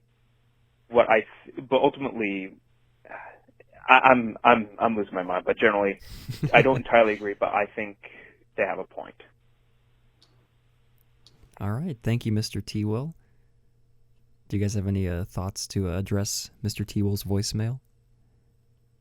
Yes, actually. I think that T. Will and even what Redman put in the chat, I think they both made the same point. And to read off really quickly what Redman said, he said, I just think it's a changing climate in terms of what big business expects people to enjoy. And it's refreshing when the formulas of old don't hold up to today. We get to see new things, almost like a rejection of the establishment. So I if I have that correctly, I think it's pretty much the same thing what T. Will had said. And to that, I say, well, the thing about this so-called establishment is that the way that movies used to be made was that every movie was different.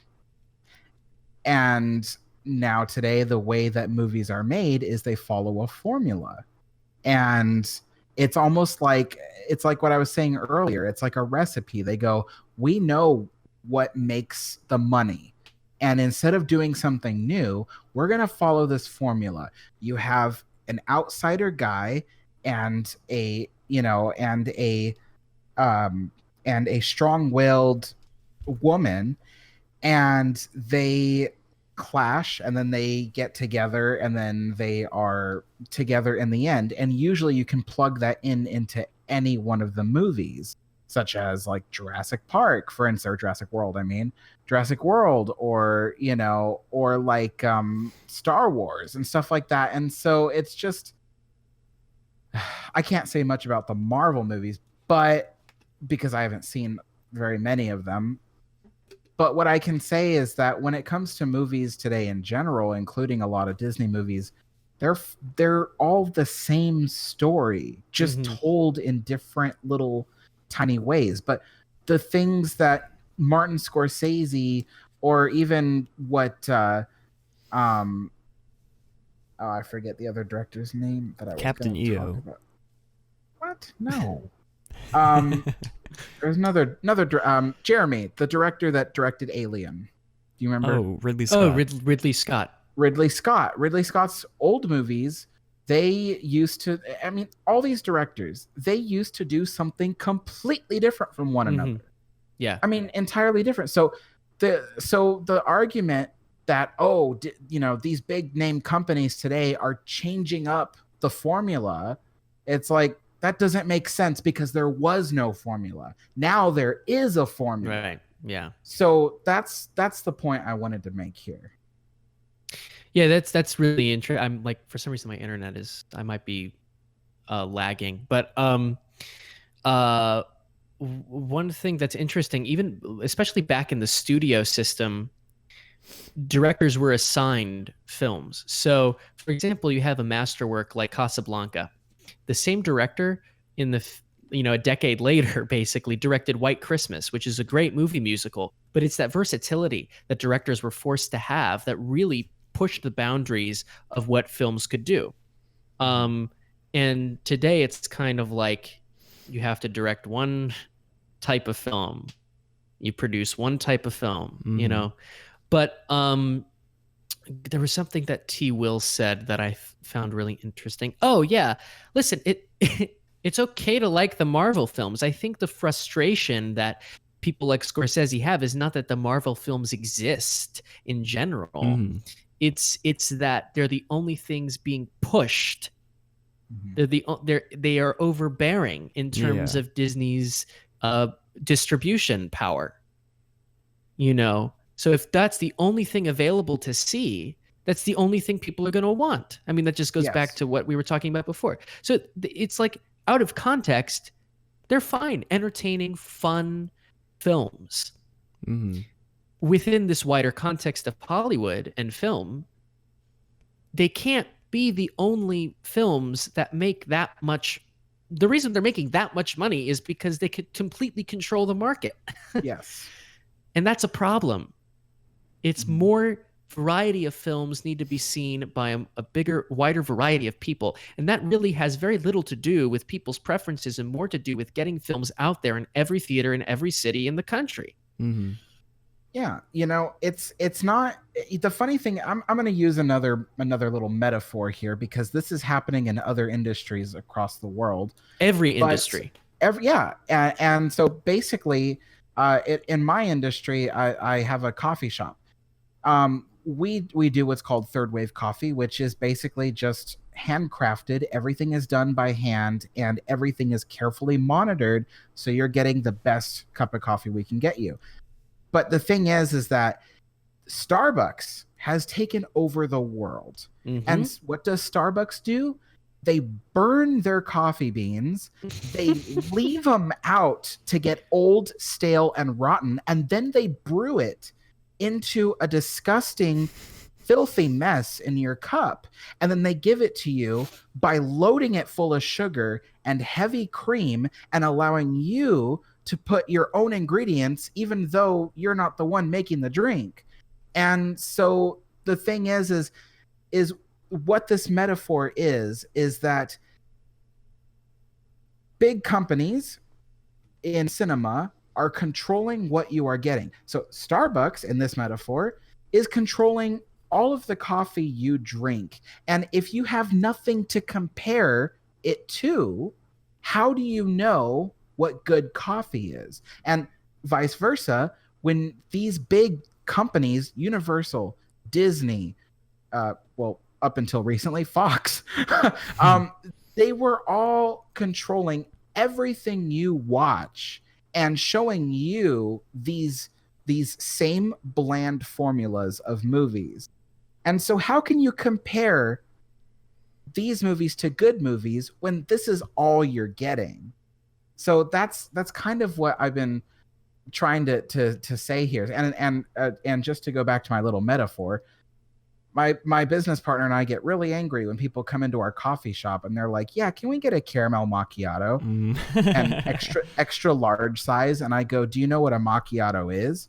It's an ounce of espresso with a little bit of foam on top. That's what a macchiato is. What Starbucks gives you is called a latte." So these companies are making up their own formulas for things and naming it, something that is already established. So what you think you're getting is not really what you're getting. And that's the same thing with cinema. They say, "Oh, this is a movie with lots of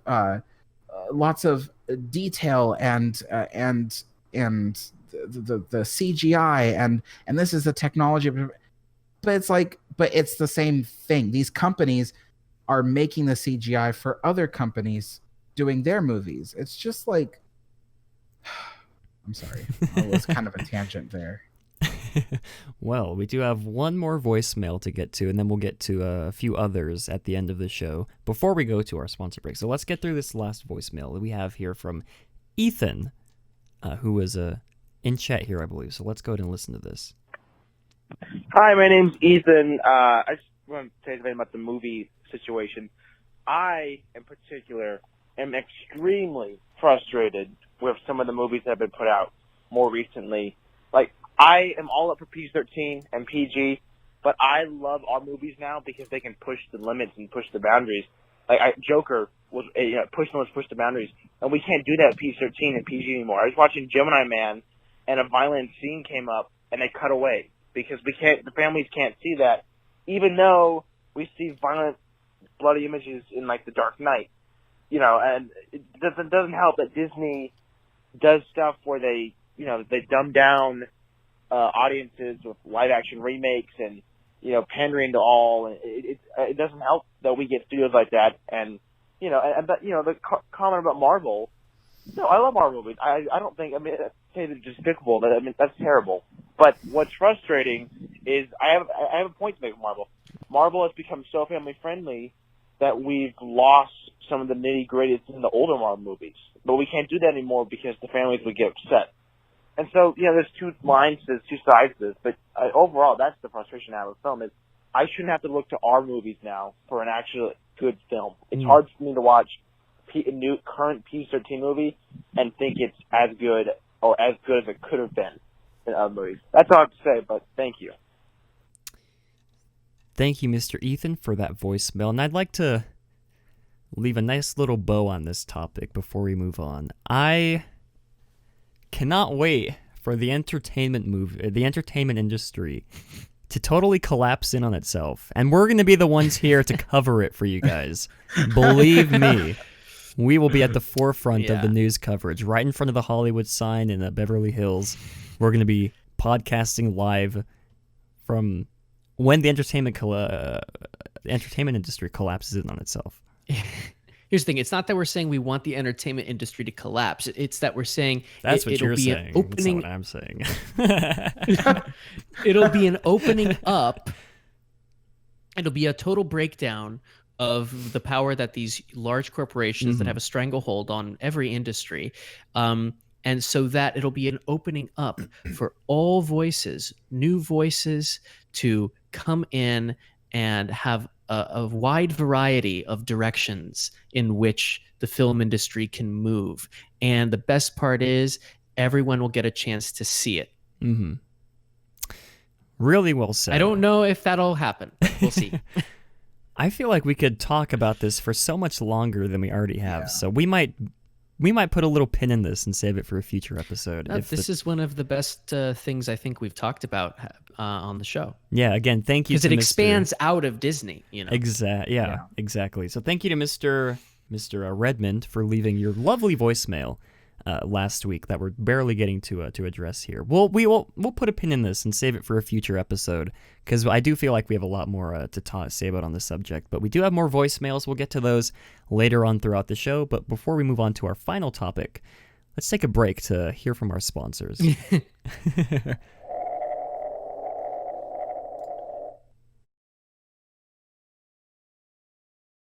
If you guys are wondering where you can find even more family-friendly live streams just like this one, head on over to theliveplace.com. The Live Place is your headquarters for great family-friendly live streams. They cover anything from Disney to other vacation spots, various variety shows, and have some amazing streamers like Resort TV 1 and myself. Also, be sure to check out puckermint.com, where you can find amazing pins and stickers. Puckermint is based out of Albuquerque, New Mexico, just a few hours from where I live. And since I'm a big believer in supporting local artists, we decided to partner up. Be sure to use the coupon code down below when you make your next order. Again, that's puckermint.com and puckermint on Instagram.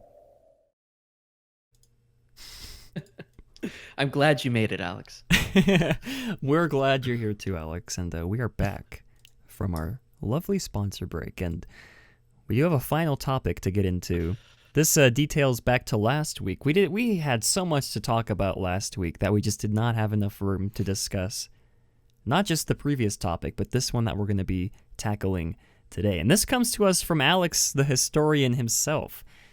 Some juicy rumors that we did not get to talk about last week. Alex, you're very confused at the moment, are you? Oh, because I totally forgot we were saving this for this one. So I was kind of like, what is he talking about? I was like, I told him there was nothing from me this week. Okay. Well, I guess I should sort of give a brief rundown of what these rumors are going to entail, and then I guess we should let Mr. Alex take the reins here. We're going to be talking about the future of the Matterhorn. We're going to be talking about, let's see, overhaul to some of the Fantasyland dark rides, as well as some, I believe, some Avengers Campus news, as well as some Bob Chapek, some Chapstick Man discussions. So I'm very excited to discuss these. We touched on these a few weeks ago as well, but we're just barely getting into the meat of the rumors. So Alex, why don't you take it away? I tried to sing that. Oh. So the Matterhorn, we have, okay, so there's been a lot of rumor going around about the possible future of the Matterhorn. And I mean, I say rumor, but supposedly this information is coming from Disney. So it's not like it's just hearsay from nobody. Supposedly this rumor is coming from Disney. But there's okay, so I was told that the Matterhorn might close indefinitely tomorrow, October 21st, Monday, which actually is the day that people will be watching this episode. So I was told it will close today. And the reason is because Imagineering and Cal OSHA are going to be thoroughly inspecting the Matterhorn. Now, in the past, I don't remember if I mentioned it here, but in case I haven't, when that piece of the Matterhorn fell off after I published my video on it, not that I did anything, it's just the curse, I guess. When that piece fell off, they closed the Matterhorn, and maintenance did an inspection. And maintenance, they're you know, they're not the official word of Disney. They just tell Disney, hey, this is a problem and we need somebody else to come inspect it. So maintenance did an inspection and they found what they believed was the cause of the issue, which was intense water damage. Now, for those of you that don't know, the Matterhorn has several waterfalls. Technically only 3 if you consider the straight line a waterfall, but there are tiers to each one. So there's at least 9 waterfalls on the Matterhorn. And so there's a lot of plumbing running through it. There's years of weather, just fog, rain, heat, hellfire, everything. So hellfire. Anyway, so I just processed what you said, and I was interesting. Anyway, so the Matterhorn is just really old, and it was an experimental structure for its time. No one had ever built a realistic looking mountain with a roller coaster running through it. So there's a lot of customization there. And so, an experimentation with the structure. So this water damage has weakened the structure significantly, supposedly. And because mainly what holds all the concrete to the steel is wood, and that's most of the damage, the rest of the concrete could come crumbling off just like this, one by one. And furthermore, the water damage has also penetrated into the steel, supposedly. Again, sorry Disney if you're watching and I'm wrong, but supposedly it has also gotten into the steel and the welds and everything, and it was kind of eating away. So Disney made a plan to supposedly close the Matterhorn indefinitely on October 21st, and Imagineering and Cal OSHA will be officially inspecting it to see what exactly is going on with it and where they need to go from there. That being said, if the damage is as bad as people say it is, it may warrant a complete just demolishing of the Matterhorn and rebuilding it. If they do that.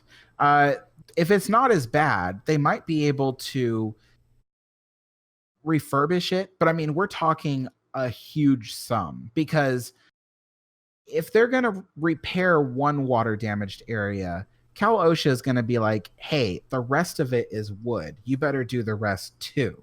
So that's kind of how things work. It's like, even like with the castle, when they were adding the cast iron railings to the sides of the walkway, it was like they mainly did that because the actual wooden bridge portion that people cross was not like up to the standard, and Disney was gonna raise that to a cast iron. It was a chain link railing, by the way, and they wanted to raise it to a cast iron railing that was 4 feet tall, or 3.5 feet tall. I'm sorry, and Cal OSHA said, well, the rest of the railing, which is designed to look like stone, is not up to that height either. So if you're going to do this, you have to do the rest of it. And so that's how Cal OSHA works. And so if Disney is going to repair this part where there's water damage, and they're going to replace the wood with maybe aluminum, Cal OSHA is going to say, well, then you better replace the rest of the wood with aluminum, and so on and so forth. So yes, so according to that rumor, it's going to close, and we don't know when it'll reopen or if it'll reopen. And yeah, I really don't know. I'm interested to see what they do. I don't know if that was everything about the Matterhorn. Matt, do you remember if I said anything else about the Matterhorn? Looking off the notes you sent me, I think that's pretty much everything. Okay. Should we? Yeah, I think we should pause on that. Yeah, we should pause right here and just reflect on that, because that, again, we teased this a few weeks ago. I believe like 3 episodes ago, when Alex initially brought this to our attention in one of his Alex in the Parks updates in his vlog. It is very tragic. I guess you could say the Matterhorn is as old as Joe. But it's very sad to see this lovely icon of Disneyland it may or may not go under. Jeremy, what are your thoughts on this? Is it closing tomorrow? You know, like unannounced? I've been really busy this week, so I wasn't able to double check on that, because for everybody watching, this information I just gave you was given to me like almost 2 weeks ago. And this week I haven't had time to double check on all of it. So I haven't seen any schedules yet to see if it is closing tomorrow, Monday. I don't know. And Kenton says it will reopen. So I don't know if Kenton saw a schedule or something. I'm sure he's just wishful. I mean, of course the Matterhorn's going to reopen it in some form. Oh, there was one more thing that I forgot to mention. It was another detail about the damage.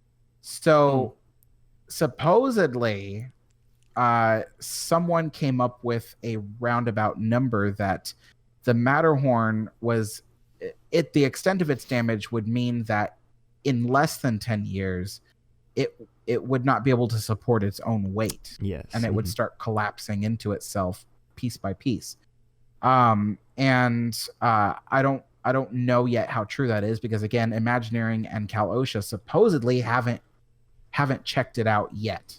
But if that's true, that would mean that in half that time, Disney would have to have a new Matterhorn in its place. So that's 5 years from now, because obviously you don't want to wait the full 10 years because you don't know when it's going to actually collapse. But yeah, so yeah. It's fascinating that all of this is happening, like exactly 60 years. Yeah. Since it's been around. I would really be sad to see this go. It would the Disneyland would genuinely feel like an eerily completely different place without the Matterhorn. Like in a really weird, jarring way. So I hope that there is a way that I guess if not if not trying just to fix it, or if they just have to rebuild it, but even if it's a different mountain there in the future, that's going to be very hard to get over. Yeah. That's like weird, really jarring. Yeah. The thought of losing the Matterhorn. Like if anything's a staple to Disneyland, the Matterhorn is a staple to Disneyland. You know, it'd be weird to see that go. Now, I'd like to pass an idea by you guys. Well, not an idea, a thought, really, a thought. Now, imagine this. Let's just say these rumors were true, that the Matterhorn has at most 10 years until it collapses into itself. The water damage is really bad. It's gotten into the steel, into the wood, everything. And nobody foresaw, this big chunk of concrete falling off of it. Imagine all that was true. How long, if that piece had not fallen off, how long do you think Disney would have not done anything about the Matterhorn until the whole darn thing one day just collapsed on a bunch of people? I mean, there's two ways it could go. Either one, Disney had no idea the Matterhorn was in such bad shape, to which I say, why? Yeah.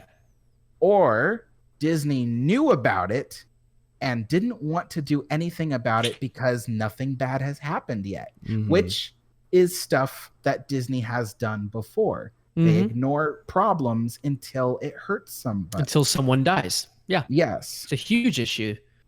That was a huge talking point when Thunder Mountain had that horrible accident back in 2003. Was like, why aren't these rides being better inspected, basically, until something happens? Yeah. You know? Yeah. I mean, and that I've seen that in small scale at Disney a lot. And, working at different parts of the park, sometimes you'd have like, I don't know, an appliance that we were using that would be on its way, just almost ready to stop working. And we'd tell maintenance we need a new machine. And they wouldn't replace it. And then one day on the busiest summer day when we need this machine to work, it would break and we wouldn't have it. And we're just sitting there going, we told you so. And that kind of thing happens in every scale around the park. Disney is just known for waiting until disaster strikes to really put forth the money to fix something. Now, granted, there are examples of where Disney does fix things. I mean, we always see one of the buildings down Main Street covered in scaffolding. They're always fixing something, that kind of thing. But and so I will admit they do fix things and they do try. But I just feel like sometimes when you really need them to be on the ball, as people say, sometimes they disappoint. Yeah, it's fascinating as Disneyland gets older, becomes a senior citizen. But I'm looking now into like the far future. Different structures that are iconic around the world. You go to Florence and you see the Duomo. There's always a section of it that is under scaffolding because by the time they finish doing restoration work on one side, it's time to do restoration work on the other side. So as these great iconic structures in Disneyland grow old, that might have to be the case unless they just rebuild things. So that's an interesting thing to consider as Disneyland gets older. But Yeah. I don't know. I personally feel like they're gonna. Oh, go ahead, Alex. No. You go ahead. I was gonna. Oh, yeah. Go ahead. I personally feel like. Well, I guess going back to the proposition that you said, I do feel like they would have let it go as long as possible until something, terrible did happen. Thankfully, nothing terrible did happen. The chunk that fell off didn't hurt anybody. But I really do, I don't know, in the back of my mind, I really do feel like they're just going to end up tearing the whole thing down and then rebuilding it possibly. I don't know. I guess the real question is Disney willing to rebuild it? Yeah, is Disney willing to demolish it and then rebuild it? It doesn't even have to be in the exact same style as it was before. Just rebuild the mountain itself. Yes, it does. I mean, it does. It does. No. I mean, like the same construction techniques, no, because you want it to be durable. Yeah. In terms of aesthetic, it would be really weird to not have. It's like that's probably the most iconic structure next to the castle in the park. Mm-hmm. Yeah, I think that if Disney had to demolish the Matterhorn as it is today, yes, I do think there's a 90% chance they will build another one. But as to how it will look, how it will operate, what kind of system they'll be using, I can't say it's going to be the same, because why would they want to rebuild a back-breaking ride? They're going to want to build something smoother, more modern looking. In terms of the way that the ride moves, functions, all that. That's fine. So that's what I would want them to do, and then of course Disney knows how to build mountains now, so they really well, and so I think that the idea of rebuilding it will certainly come along. Will it be executed? I don't know, because we're in the days of Chapek. Yep. So it's really hard to say. And on that note, no. That's true. I guess just to put a bow in this Matterhorn subject, I can envision in my head them demolishing the Matterhorn and just leaving the lot there for a good few years until what a shame if they even do end up rebuilding something there. I mean, I'm sure, of course, eventually something's going to get there, but it's just the question of when and how it's going to be executed. But anyways, moving on. In the chat, Jeffrey Charles says it'll be rebuilt as a Frozen ride, which was kind of my half joking prediction. Don't do that to us, Jeffrey. Oh no, that's absolutely what will happen. I have no doubts about that. Oh. I mean, I can see it, to be honest with you guys. I can completely see. I don't even want to say the words. I don't even want to say it, but I can see that happening, Jeffrey. But we just need a little bit of hope, please. Someone, Bob Gurr needs to come back from the grave to save us all. But anyways, still alive. Bob Gurr is alive and well. He goes to Burning Man every year. Okay. He goes to Burning Man? Wait, he goes to Burning Man. Yes, he does. What a legend. Yeah. Well, anyways, Alex, continuing on the rumor train here, leaving the Matterhorn station, continuing on to the next station of rumors. What would that station be, Alex? I forget what we were going to talk about last week. Okay, I have the notes here written that he sent to me. So, according to Alex, this is what he sent. Walt Disney Imagineering is looking to overhaul Snow White's Scary Adventures, bringing it up to par with Alice and Peter Pan's Flight refurbs. Also tone down the scariness, since lots of people avoid taking their children on it. This is, I feel like, a minor rumor. This is bound to happen eventually, I feel like. Yes. So from what I hear, Disney has been looking at Snow White's Scary Adventures, and they have been getting a lot of feedback from the guests through the surveys. Surveys. Through the surveys, and then also just through, complaints that the ride is too scary for kids. And also it's extremely dark. You can't see anything for most of the time. And then of course Disney, there's people within the company, probably within Imagineering, who are fighting to keep the ride open. Probably people like Kim Irvine, who she is very much known as an advocate for keeping classic Disney rides. The last connection to the original Imagineers. Yeah. So there's a resistance. I hope so. And if there is, they gotta really get stronger. Yeah. So yes. So there's word going that that Disney wants to overhaul Snow White's Scary Adventures, make it slightly lighter, definitely visually brighter, and then upgrade it with the same kind of projection technology and other technologies used in the refurbishments of Alice in Wonderland and Peter Pan's Flight. And then to rename the ride from Snow White's Scary Adventures to Snow White's Adventure or something. Remove that was the original scary. title.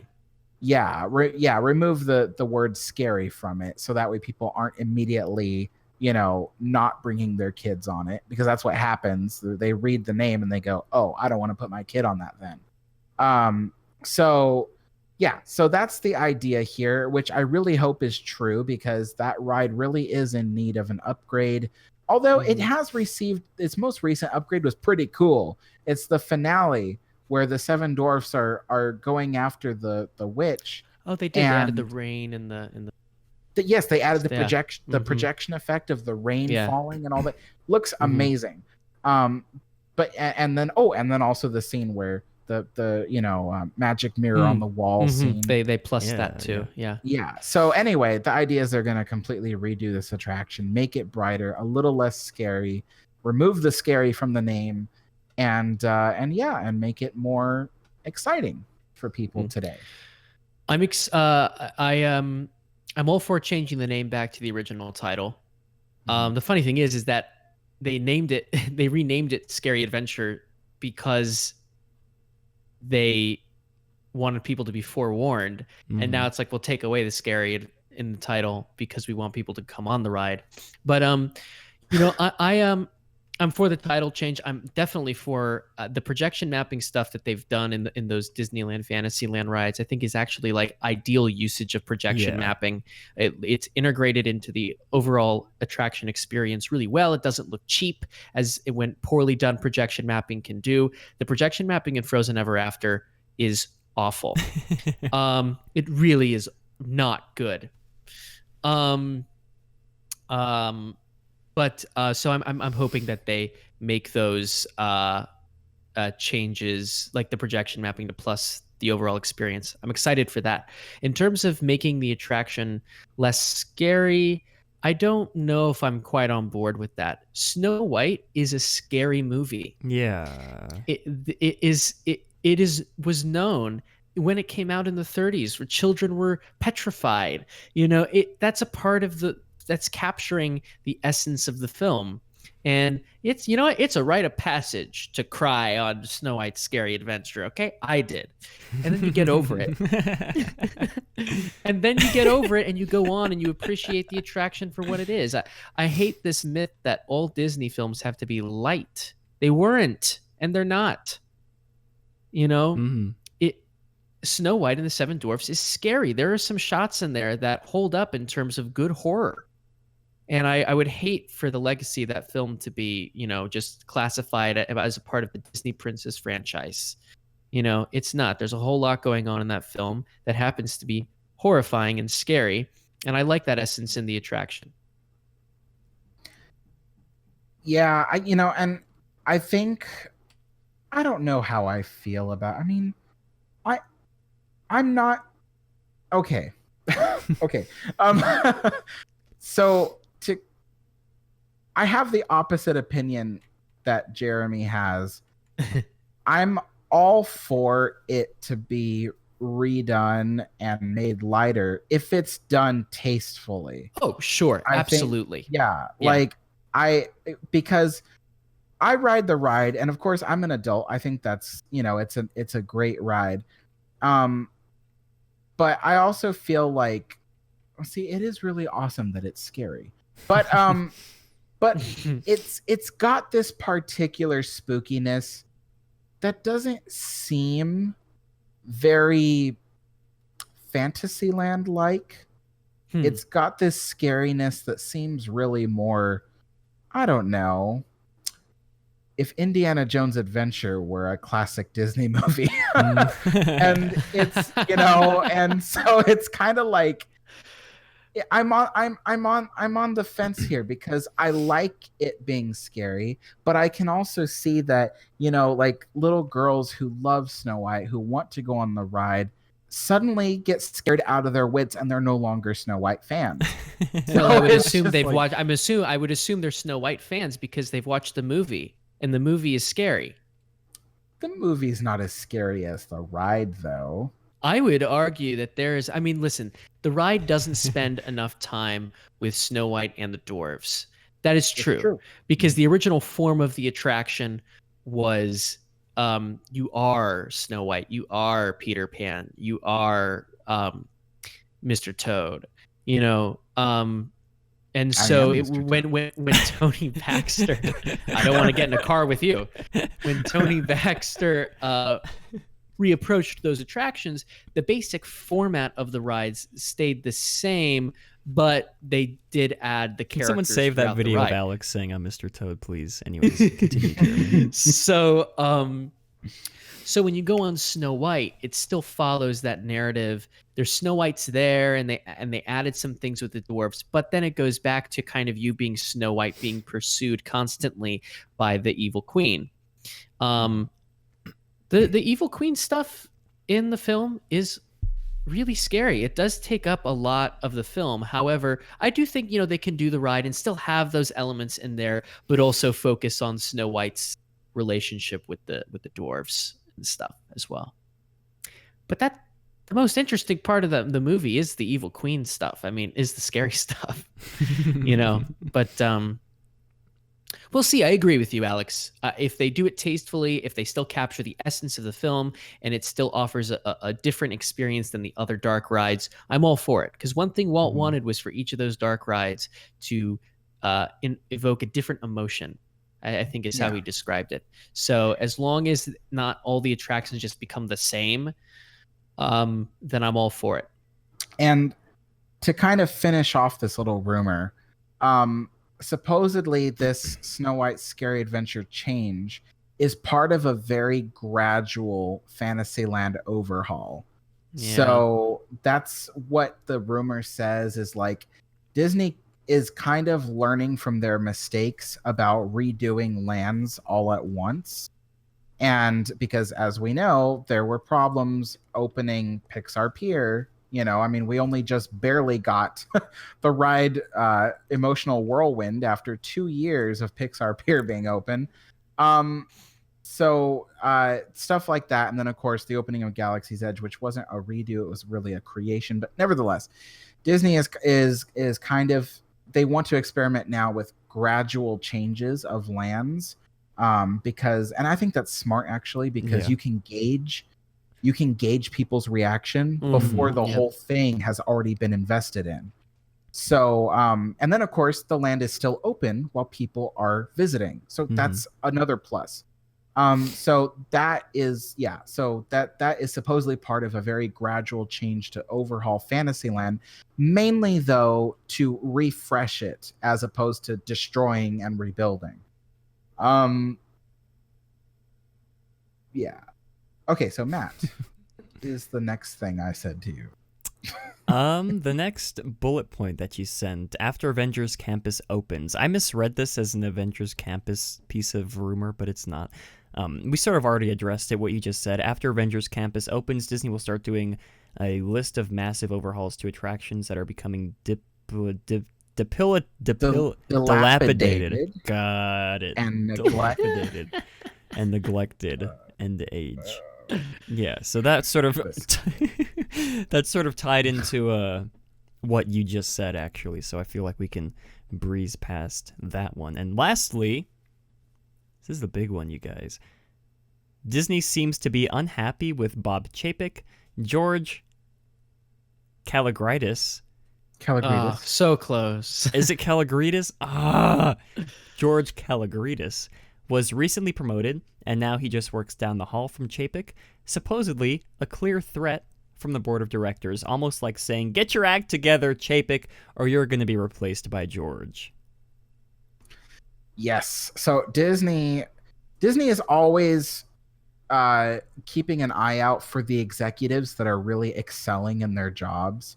And let's remember that Bob Chapek wasn't necessarily promoted to the position he is right now.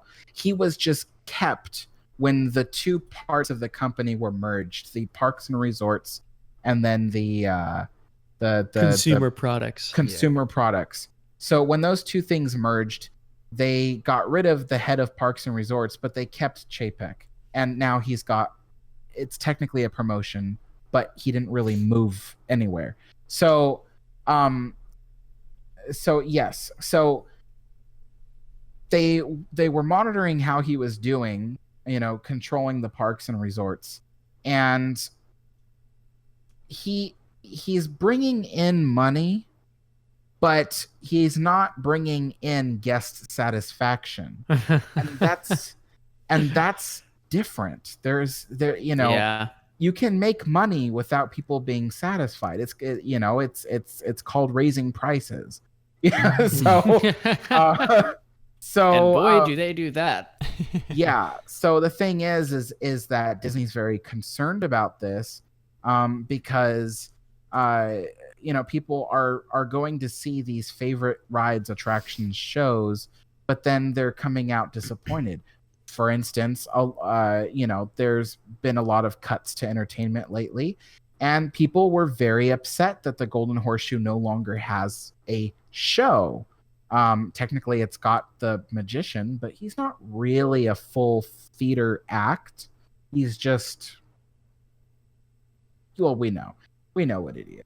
But anyway, so there's that, and then so George Kalogridis, though, Disney has been monitoring him since he moved up, from something to Disneyland Resort president in 2009. He was one of my favorite Disneyland Resort presidents. I'm not going to go into why, because I think I have a million times, and that's you have, yeah. Okay, yeah, I would just go too far, but yeah. So and he went to Walt Disney World, and now he's been moved to, I forget now, but some position in the company, just a position or two underneath Bob Chapek's.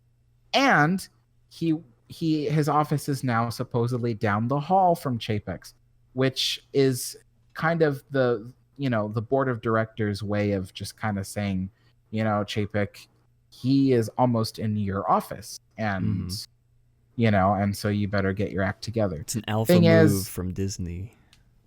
It is, and the thing is hopefully, I'm depending on what I know, which is that Chapek is not up to that kind of challenge, because I don't think, even if he tried, he couldn't do what George can do. I've seen what George can do, and it is some amazing stuff. So I don't know what else to say. No, I would like to see some. First of all, I think the issue, even if we get another executive in to replace Bob Chapek, the original sin, if you will, was merging parks and resorts with consumer products. Yeah, it just shows a lack of understanding of overall philosophy of what theme parks are. Period. So you can't really fix that. You could. You'd have to convince Iger to restructure again. But so that's possible. And I think Iger, I don't know what I was going with that. But then again, I would like to see someone, especially if Alex, you think he is really good at his job as an executive, I would like to see someone else in that position just to see what would happen. And then we'll really get a chance to see how much power Chapek has had over the past few years. So, but again, I think there's very little that can happen when, you merge parks and resorts with consumer products. Yeah, I mean, who here would have expected Disney to merge Disney Cruise Line with Parks and Resorts first? Yeah. Like, that is weird. Like, why merge it with consumer products? Why not merge, Disney Cruise Line? It's because it's kind of the same thing. It's just Disney Cruise Line is a resort, but on the sea. Mm-hmm. Really weird. Mm-hmm. All right, hear me out. Yeah. Here's my idea. This is my conspiracy theory. I've taken in the information, I've processed it. This is what came out the other end. All right. We don't want to know what came out the other end. So, Mr. Calligridis' office, right next to Chapek's. What if Mr. Calligridis takes Chapek's job, but Chapek takes Iger's job? What if that's what this is? Ooh, good foreshadowing. Point. Really good point, Matt. I don't know if Iger. I don't know what the relationship that Iger has with Chapek, though. I don't know. He's not open about who he's vetting for next CEO. It could also be they're like fast tracking Calligridis. Mm-hmm. It could also be that. Well, I mean, here's why it could be that. So supposedly Bob Iger is retiring in 2021. That's 2 years from now. And that sounds like a long time to a lot of people, but it's not in terms of the company because the CEO must ensure the future of the company is going to be healthy before he leaves, especially Bob Iger. We say a lot of things about him, but he does care about the company. Oh yeah, absolutely. I just think he's an executive. You know, and he's a good executive. But then of course that just raises larger questions about corporations in general. But So, and the thing is that what Bob Iger wants to do, because he cares about the company, doesn't just want to leave it in shambles when he leaves. He wants to groom a new CEO. That's the technical term for it. I'm not just making up weird names for the term. But yes, he wants to groom a new CEO. Make sure his hair. Wait, how can he groom Chapek if he doesn't have any hair? Oh, yeah. So anyway, but the thing is it takes just about 2 years to groom a CEO, to get them ready for the job of being CEO. And so I think that Bob originally had plans for Chapek to take that job. I mean, technically, it was supposed to go to Tom Staggs a long time ago, but then that went out the window. And I think that right now, you know what I think? I think Bob Iger wants Chapek to do that, but I think the board of directors doesn't want it. I think the board of directors is kind of like, okay, we were excited about Bob Chapek for a while, but now we're not. And I think that even Bob Iger is kind of going, yeah, maybe Chapek wasn't right for the position to be CEO. So I think that they've pushed George Calligridis up to this level, and they're going to see how he does, because managing a resort is different than whatever he's doing now. I don't know what he's doing now. I'm sorry, you guys. I forgot what he's doing. But anyway, so I think that they're going to monitor George's new job, see how he does in an office on a daily basis, because being in the resort has a little bit of office work just for managing stuff. But he also goes into the resort and he goes hands-on and tells people what to do and what they want to do, and then so on and so forth. So, but in the position he's in now, he's much more of what you would consider an executive, someone who goes to meetings all the time throughout the whole day, sits in offices. It's much more closer to what Bob Chapek and Bob Iger do, and I think the board of directors and Bob Iger himself are going to be watching him and seeing, okay, he can manage a resort, but can he manage a division? And then from there, can he manage a company? So, yeah. So we might see him fast-tracked pretty soon. Yeah, we'll see.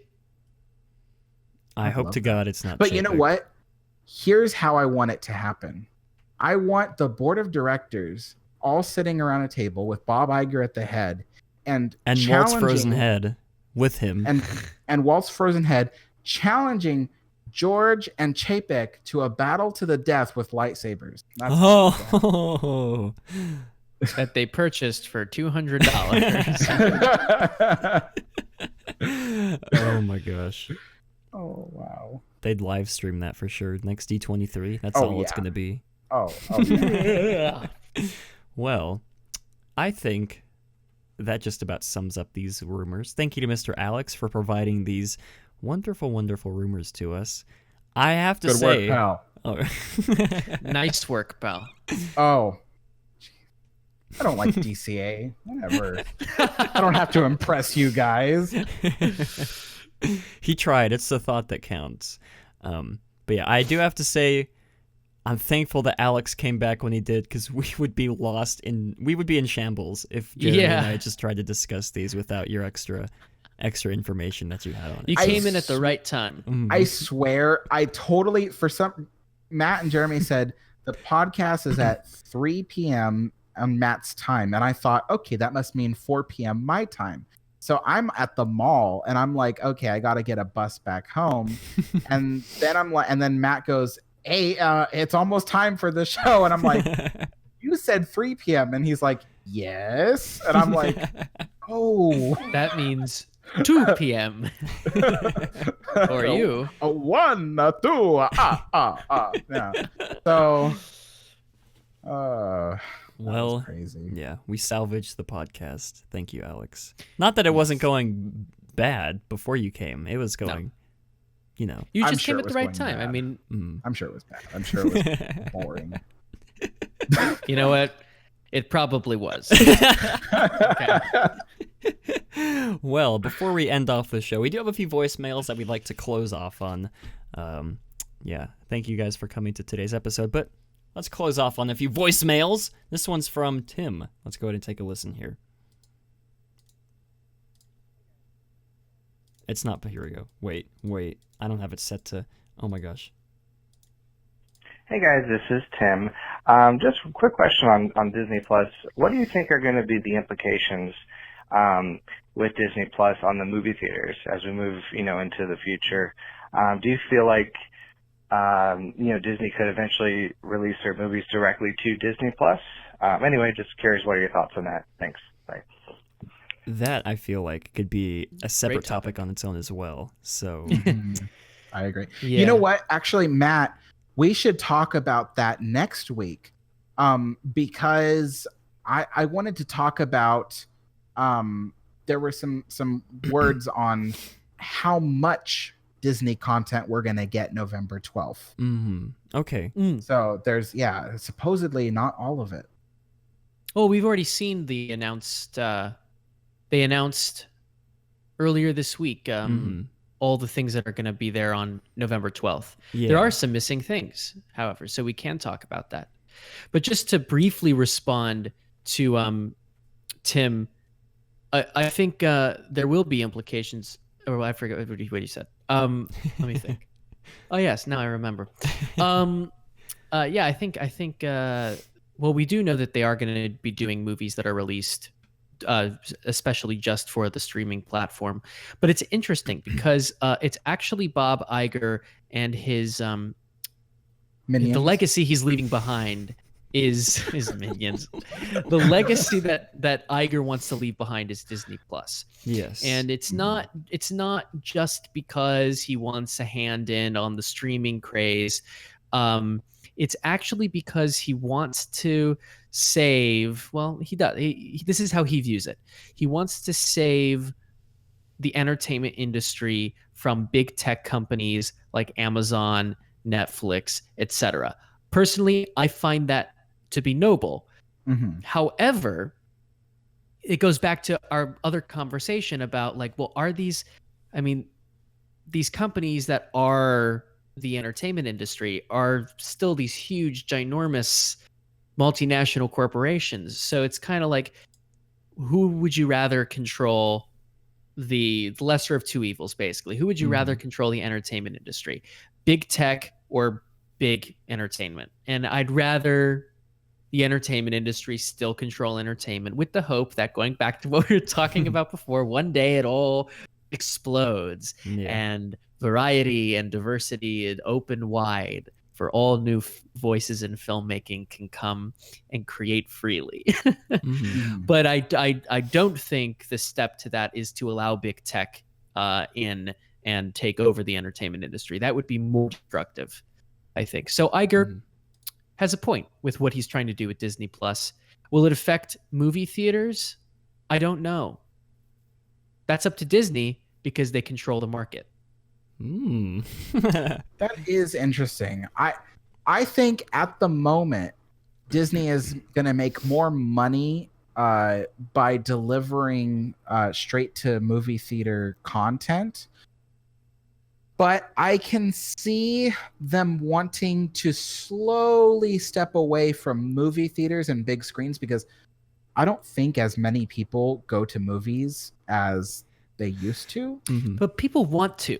It's not a matter of people not wanting to go to the movies. It's that prices have surged. There's a whole lot of other aspects that are involved in people not getting up and going to the movies, you know? This has been an issue since television. You know, it's... That and the people gunning up the movie theaters, but yeah. Oh, well, there's a lot of other social reasons too. You know, on that same note, this doesn't.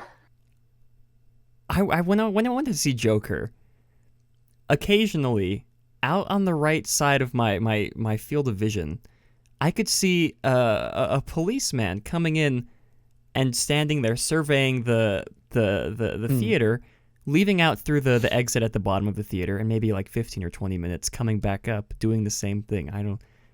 That had nothing to do with what we were talking about, but I just felt like it'd be interesting to bring that up. Well, you know, maybe the reason probably why is because the last time a movie with a Joker came out, okay, maybe not the last time, but the time before last time a movie came out with the Joker, a guy dressed up as the Joker and shot up the whole movie theater. Yeah. Well, I don't want to get into some crazy conspiracy stuff, but I don't think he was dressed up as not conspiracy stuff. You guys know what I'm talking about. He wasn't necessarily dressed up as the Joker, I don't think. He just happened to dye his hair red. So that's some fake news you've been reading, Wasn't his hair Alex. green? His hair was green. Red. His hair was it green? Yeah, it was green. I'm pretty sure it was green. I remember those mug shots. But I'm going to save Jeremy this conversation. Can pick out mug shots like crazy. Alex, you look strangely familiar to me. Oh.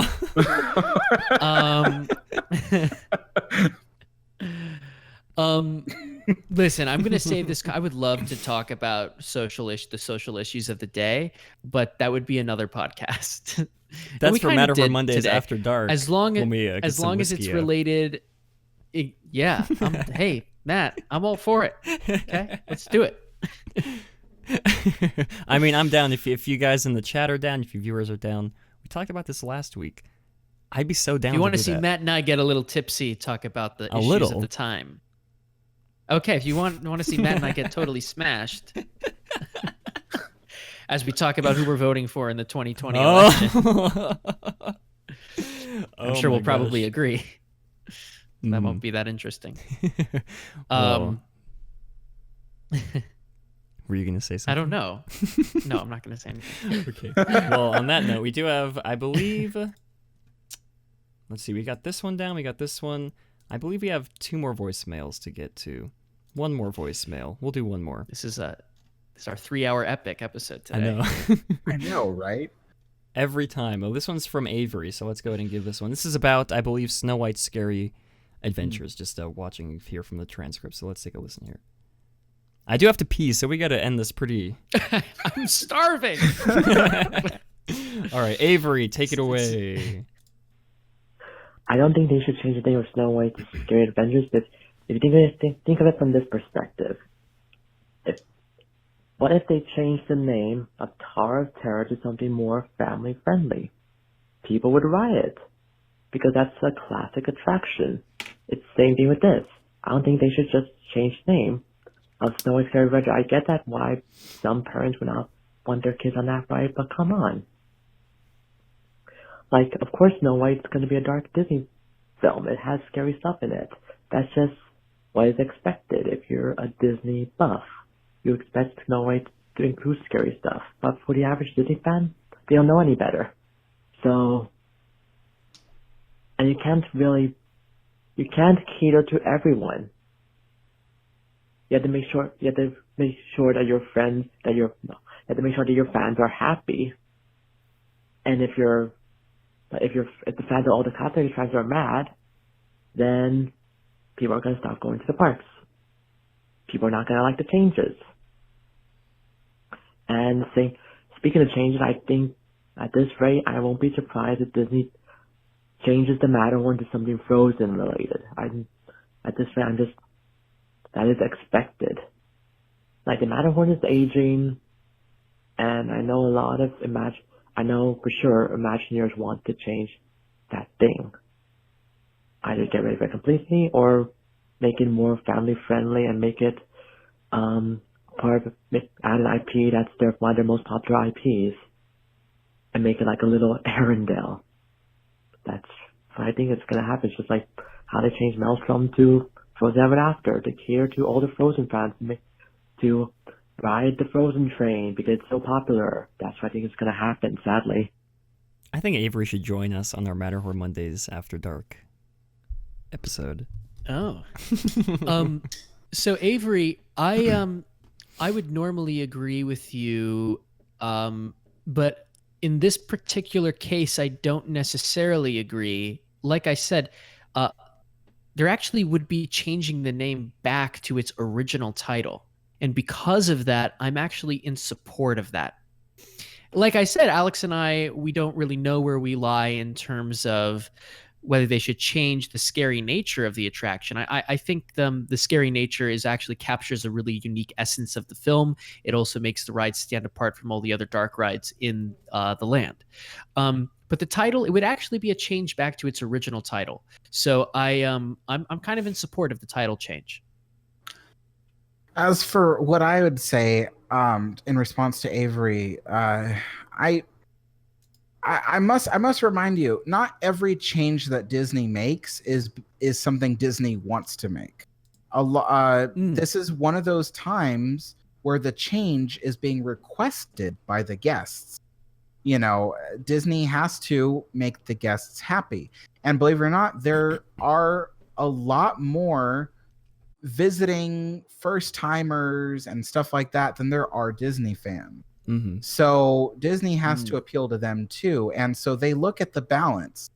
And this is one of those times where I really do think that the balance is more in favor of the day guests who are coming for the first time, want to see a Snow White ride, but are scared out of their wits and they can't enjoy it, as well as the fact that okay, people, they're not going to make the whole lighting of the ride pink. We're not talking about them completely eliminating the scariness, just toning it down a little bit.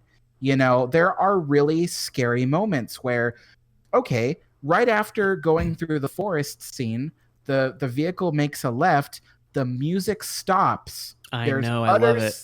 There's utter silence. It's so scary. There's utter silence, and then you hear, how about a nice juicy apple? That's a classic moment in that attraction.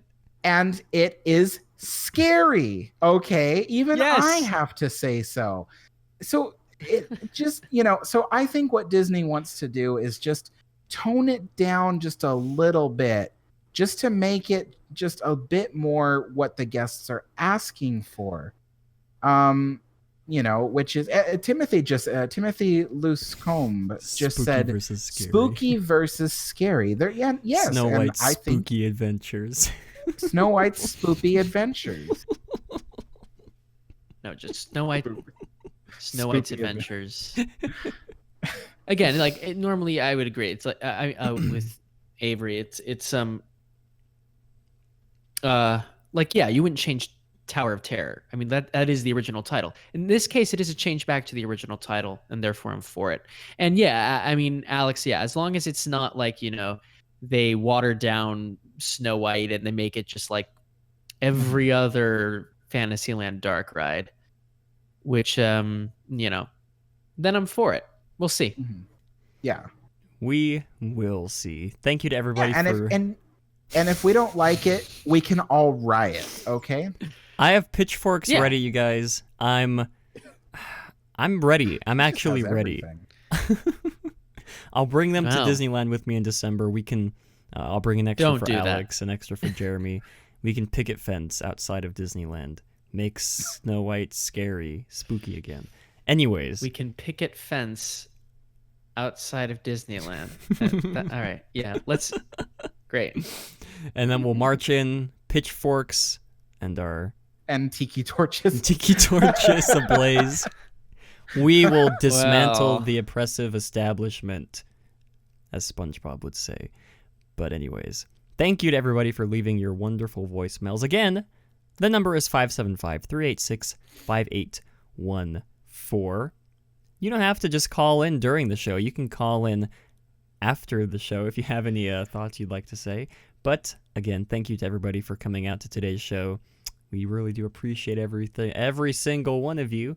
And do you guys have any closing thoughts you'd like to say before we sign off? I don't have anything. Yeah, not particularly. Okay, well, if you guys, I'll make a poll in the Save the movies. I don't know. Save the movies. I cannot wait for Hollywood to get struck by a giant hurricane, and then everything is just destroyed. Everything built from the ground up. I highly doubt you'd want that, and I don't want that either because there's a lot of history there. I guess. Well, anyways, I'll put a straw poll down in the description below if you guys would like to have Jeremy be a permanent member on the podcast. We'll count the votes next week. We'll count. It's gone down. It's gone from 1% to 0.5%. Yeah, we'll count the votes next week, you guys, and we'll make a decision live on stream whether or not Jeremy gets to become a permanent member. Listen, to the public, I don't care either way. I also enjoy being an occasional guest, so don't feel bad. Wait. One more thing. I just read from News from the Peak. Maleficent, Mistress of Evil flops at box office. I told you so. There we go.